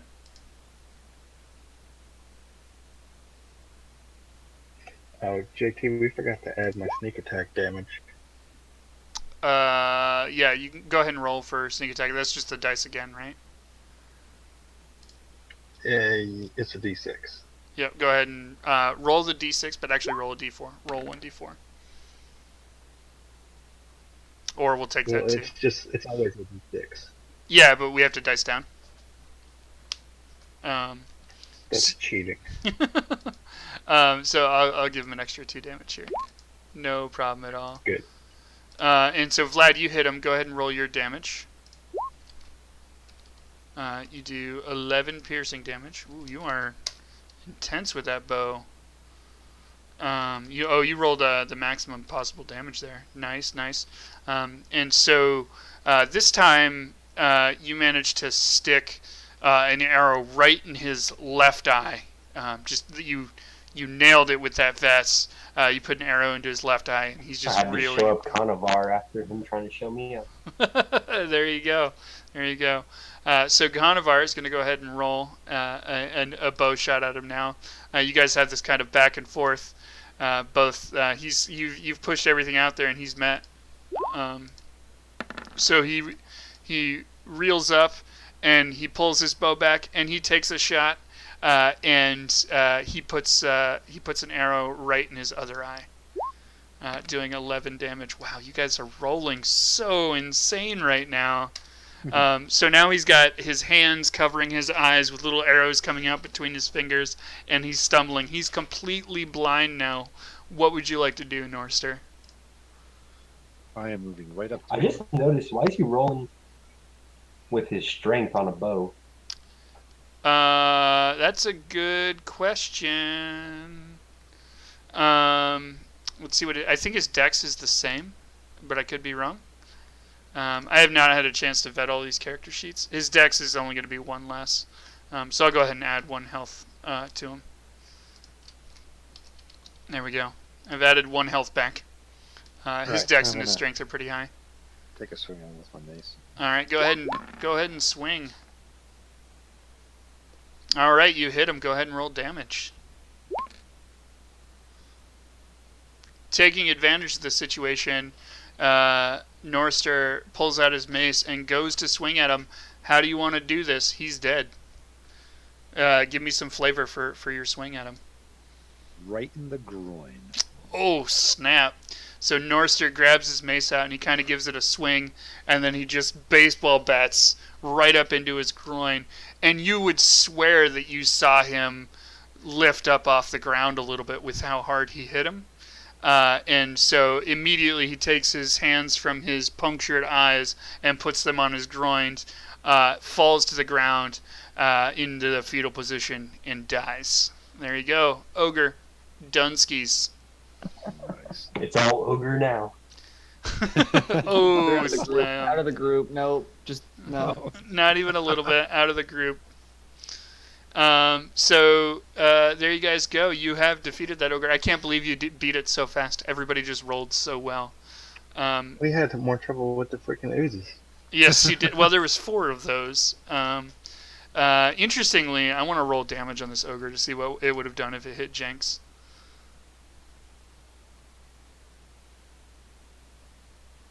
How much health do you have, Jenks? That's a secret. I have enough to survive that. Barely. Yeah, he hits hard. But his AC is also super low, so that's the thing. So you guys have open roam in the room now. I'm gonna search this shit right here. Open chest. All right, Jenks, you searched that there. It looks like it's just a broken picture off the wall. Can I look at what this round thing is up here? Can you roll investigation for me, Bandura?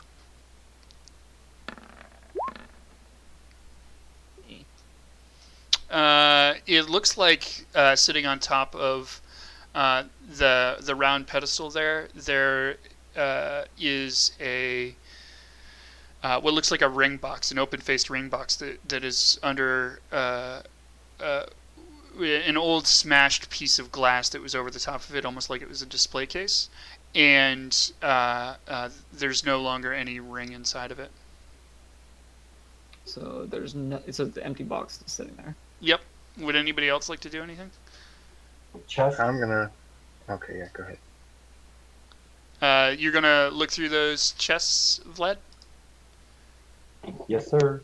Alright, let me take a quick peek. I have to switch to my GM overlay. And look at what's in them. Okay. Okay. Okay, what would you're gonna open them up? Yeah, the one in front of me. Okay, so the one kind of on the north? Yeah. Okay. Give me just It's a mimic and it eats him. I'm gonna have to roll something to save my life, aren't I? Yep, can you do me a favor and roll an acrobatics check? Or a dexterity save, I mean. As you open it, you hear a rather unsatisfying click. DC 15 dexterity save, so you take full damage. There's just a huge explosion. Both chests are engulfed in flames, and you take 15 points of damage. Holy shit. And this whole area right here is engulfed in flames. But it's rather quickly, like that was the blast area of the explosion. Nothing remains of either chest anymore, but the non-flammable items seem to have stuck around. You do find in the what exists of the what's left. Did that put you down, Vlad, or no? I have 1 health. Oh wow, that's impressive. So what's left in the rubble? If you pick through it, you find 150 gold pieces. But I'm going to say that the other guys get a chance to react to what just happened before you go and pick up that gold. Jenks is gonna laugh. All right, Jenks laughs. I need to cry. You need to cry.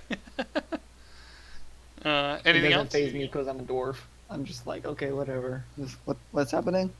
Yeah, right. And so, does anybody else want to do anything else?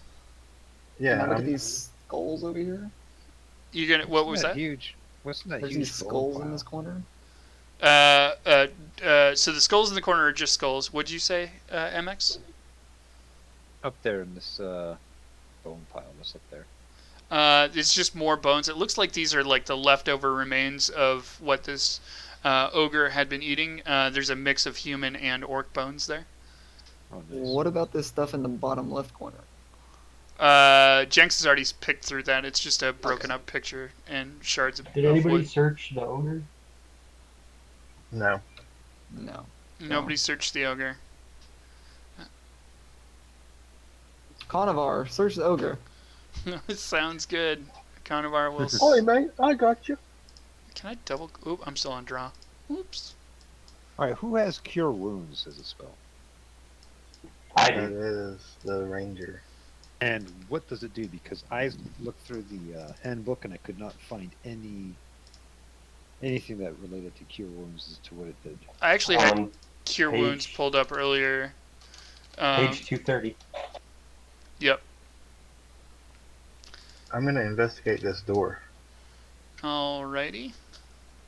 Oh, it's not. I'm in the monster manual. I was like, it's not 230 for me. Oh, the last one I had up was Hail of Thorns. Cure wounds. Bad at reading. RS. What? No. Cure wounds. There it is. It's actually page 230.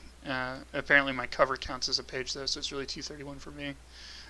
It does 1d8 plus your spellcasting modifier. Is what it cures, MX. Okay. So you're investigating that door, Jenks. Correct. Go ahead and roll investigation for me.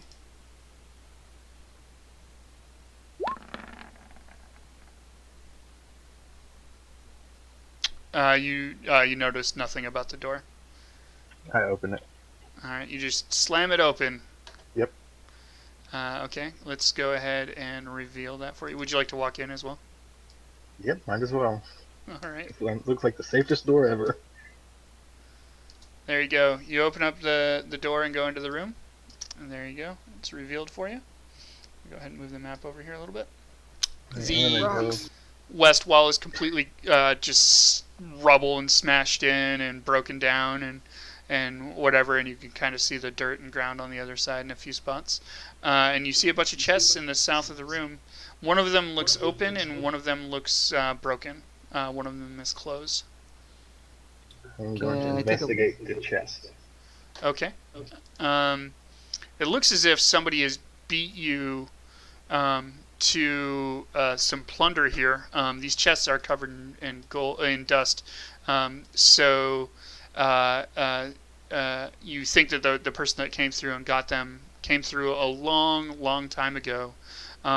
Near one of the chests, you do find a sheet of paper, though, that when you read it, talks about the treasure of Lisa's Hold and the mystical powers of that treasure, and a prophecy for an ogre to guard that treasure.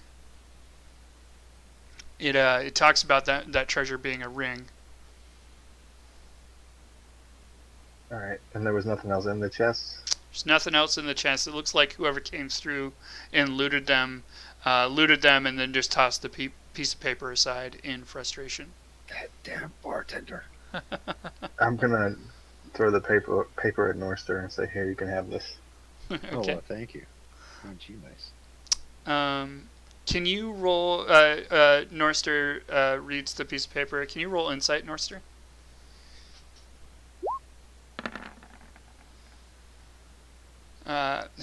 Wow. Okay, so you're reading this piece of paper, and you, in some combination of your sensibilities, your paladin training, your local sense of arcana, says that the people that came here did find treasure, but they didn't find what they were looking for, and you can sense that whatever it is still around here somewhere. All right, let me look up here in the right up here. I'm going to something that may make sense is to tell that to the group. Would you do that? Yes. All right. How about everybody in the group just rolls investigation for the entire hold?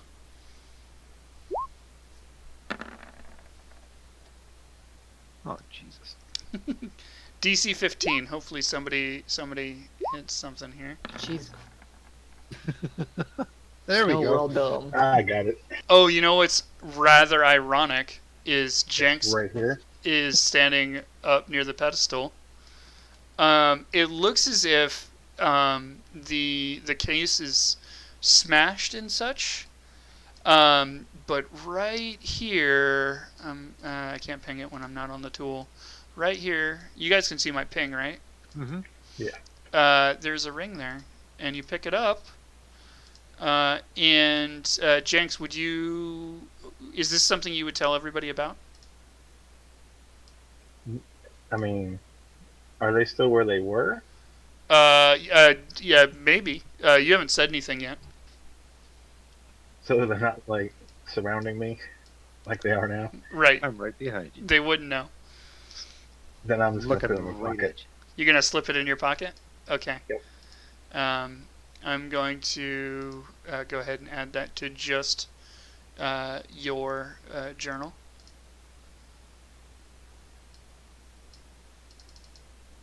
And I need to pull what it does. It does have a very slight glow to it, which you just assume is the metals and such. Did you see that appear in your journal? Where would it appear? Yeah, if you click on just the second icon from the left, you should see a thing in there for your character, but you should also see a thing in there for handouts.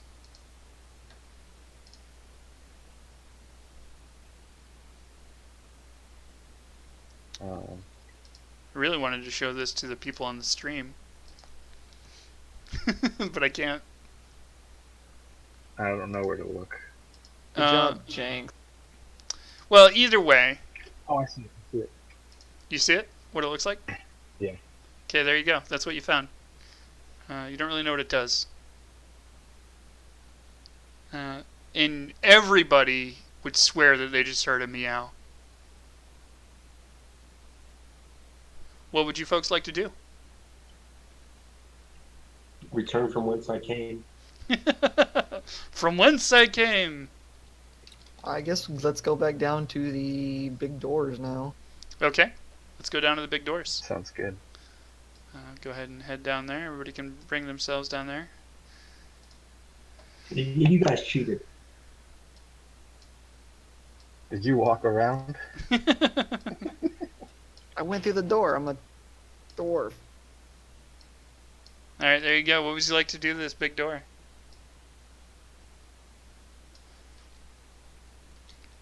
I'm gonna say to Vlad that he doesn't look so hot. He might want to do something about that. Right? So you have a lever here, a mechanical door.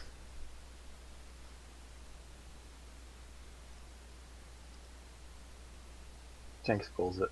Alright, pull the lever. The doors lurch open, and you see daylight outside. And after a little bit of investigation, you realize this is the front door. This is what you were looking down to from the cave up top. Oh, wow. So there you go. That concludes this. Would you guys like to head back to town to the tavern?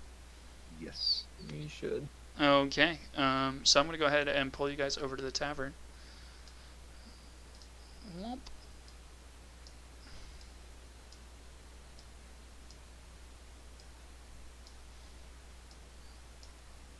Here you go. And that was a fun little adventure, I suppose, for you guys, I hope. Mm-hmm. Is there anything you'd like to do while you're back at the tavern? Let me give you some characters. Yeah, I wanna. What time of day is it? It's late in the afternoon. Shops aren't closed yet, though. All right, I'm gonna look around for a place to get this ring checked out and possibly appraised. Okay, sounds good. Do me a favor. And actually, no, you don't have to. You don't have to do that. Okay, so you find a major shop that's willing to identify this for you. and I'm assuming you show it to him. Yes, but yeah, I do. Okay, so he pulls the ring out and he looks at it and he's very intrigued. It's a very interesting uh, ring, and he offers you a discount on identifying it if you tell him where you got it from, and he'll identify it for you for half price. I ask him what half price is. It's 30 gold. I tell him no thanks. No thanks. Okay, there you go. So he gives the ring back to you, and says, "Well, if you ever change your mind, stop by." I say, Can what I go about to- 10 gold? What about 10 gold? Can you roll persuasion for me?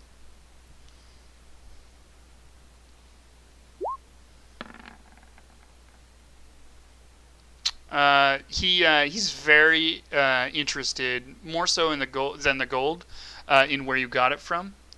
So he says, "Yeah, sure, I'll give it to you or I'll identify it for you for 10 gold, if you tell me where you got it." I say, why is that location so important to identifying a ring?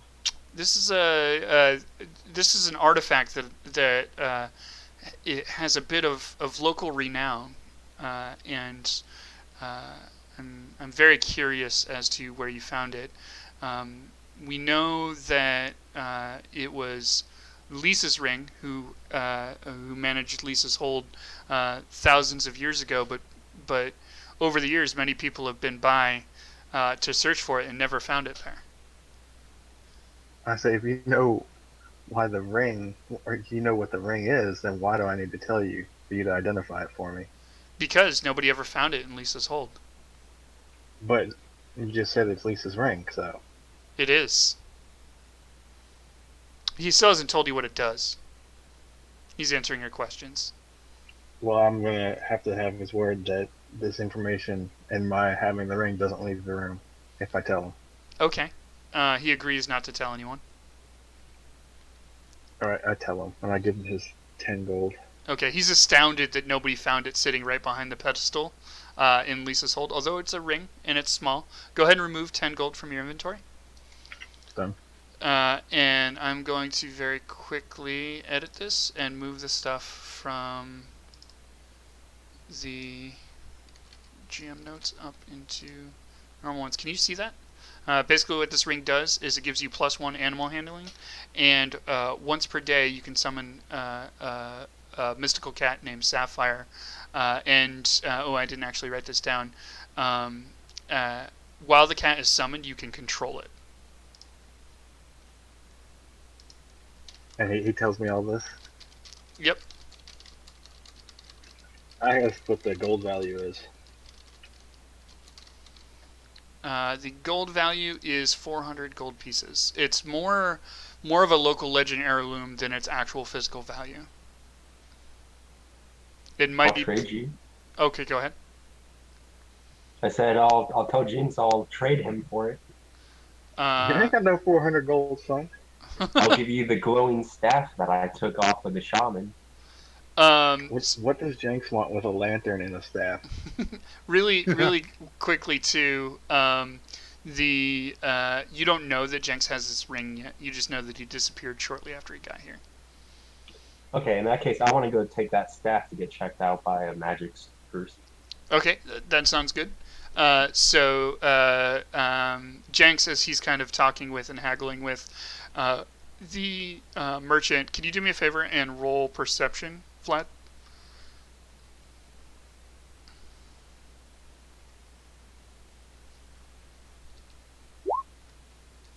All right. He walks in as Jenks is talking with the merchant, and Jenks just slides it into his pocket and is talking to him. It makes up some excuse, and Vlad totally believes it. And comes in and sets the staff on the counter and says, "Hey, I'd like to get this identified." The vendor, the mage's vendor, tells him, "I'd be happy to identify that for you. It'll be 75 gold pieces." This is Okay, why I'll you don't pay play it. Magic. All right. Do you have 75 gold? I picked up. I had 150, and I picked up the 150 in the. Nice, nice. Yeah, that's true. All right, so um, you get it identified, yes? Yeah. All right. So it's Mage's Staff +1. So what that means is on any ranged spells, you get +1 on the attack. On the attack roll, not the damage. And does he tell me how much it's worth? He does tell you how much it's worth. It's worth about 200 gold pieces. Okay. And that anything else, guys? I need to go to a blacksmith. Repair all your stuff. Yeah. Does everybody want to repair their stuff? Yes, I do. All right, so everybody here visits Augur Simoth to get their stuff repaired, and the repairs are rather cheap. Looks like most of the damage was superficial, and for 2 gold each weapon, you can get them repaired back to full working condition and dice them back up to what they're supposed to be. Okay. Jenks is gonna tell Vlad he should sell that staff, and they'll split the profits, and the other guys don't have to know. All right, Vlad, what would you like to do?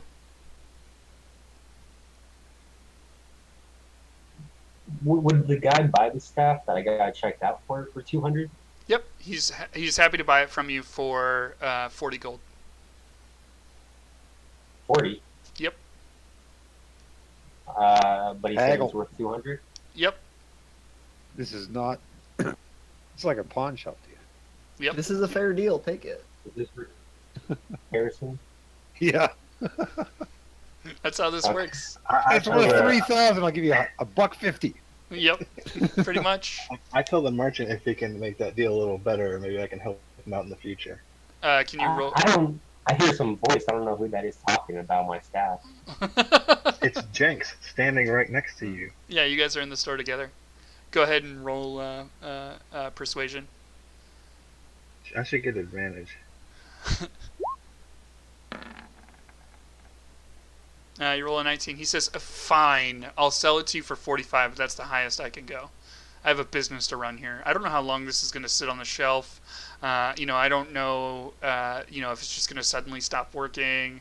I've got rent to pay, all that kind of stuff. 45 final offer. Nope. Okay. I'm gonna hold on to it. Okay.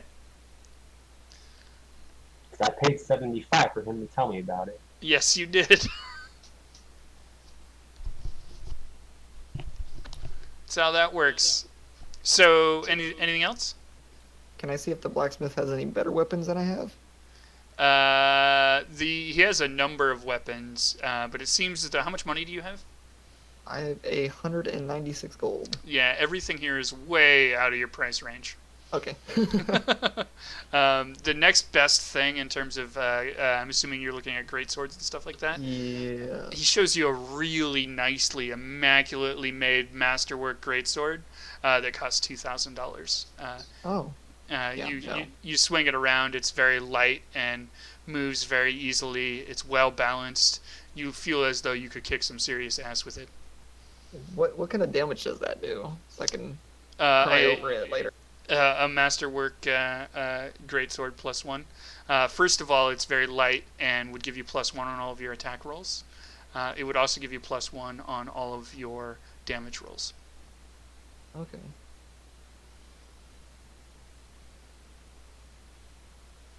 Would anybody else like to do anything? I got nothing out of that. So actually, we need to visit whoever put the bounty up in the first place and recover our 500 gold. I do believe all you remember from that is that it was a cat.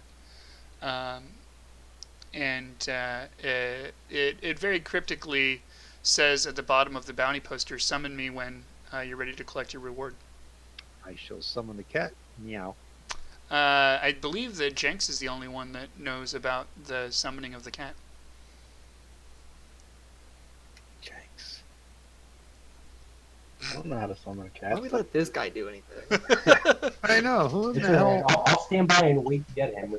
animal Jenks handling. doesn't believe in magic, so he doesn't really think the ring can do that. You also haven't told anybody about it yet. It's just very conveniently in your pocket. I guess no one's getting that bounty then. Why I That's distrust jackass. everyone. So I think this is a good spot to just kind of leave people hanging in the tavern. For now, I'm gonna go ahead and pop our thank you screen here, and call it. We'll undoubtedly have some shenanigans as they work out this ring stuff in the coming week between now and then. We're going to stream D&D every Monday night from 6 to 9. And it should be this crew. We've got myself, Boondle, MX, Walker, Harambe, and Sergeant Whiskey playing as all of these characters. I'll do a recap next week. And maybe we can see if they collect this bounty. In between episodes, I am also going to divvy up experience to everyone, and you guys can fight over the various loots that you acquired and who got them. And how you're going to divvy that up, because I believe some people here got the short end of the stick. That, as they say, is that. I'm going to go ahead and spin the stream down. Thank you, everybody, for watching, and we'll see you next time. Bye-bye.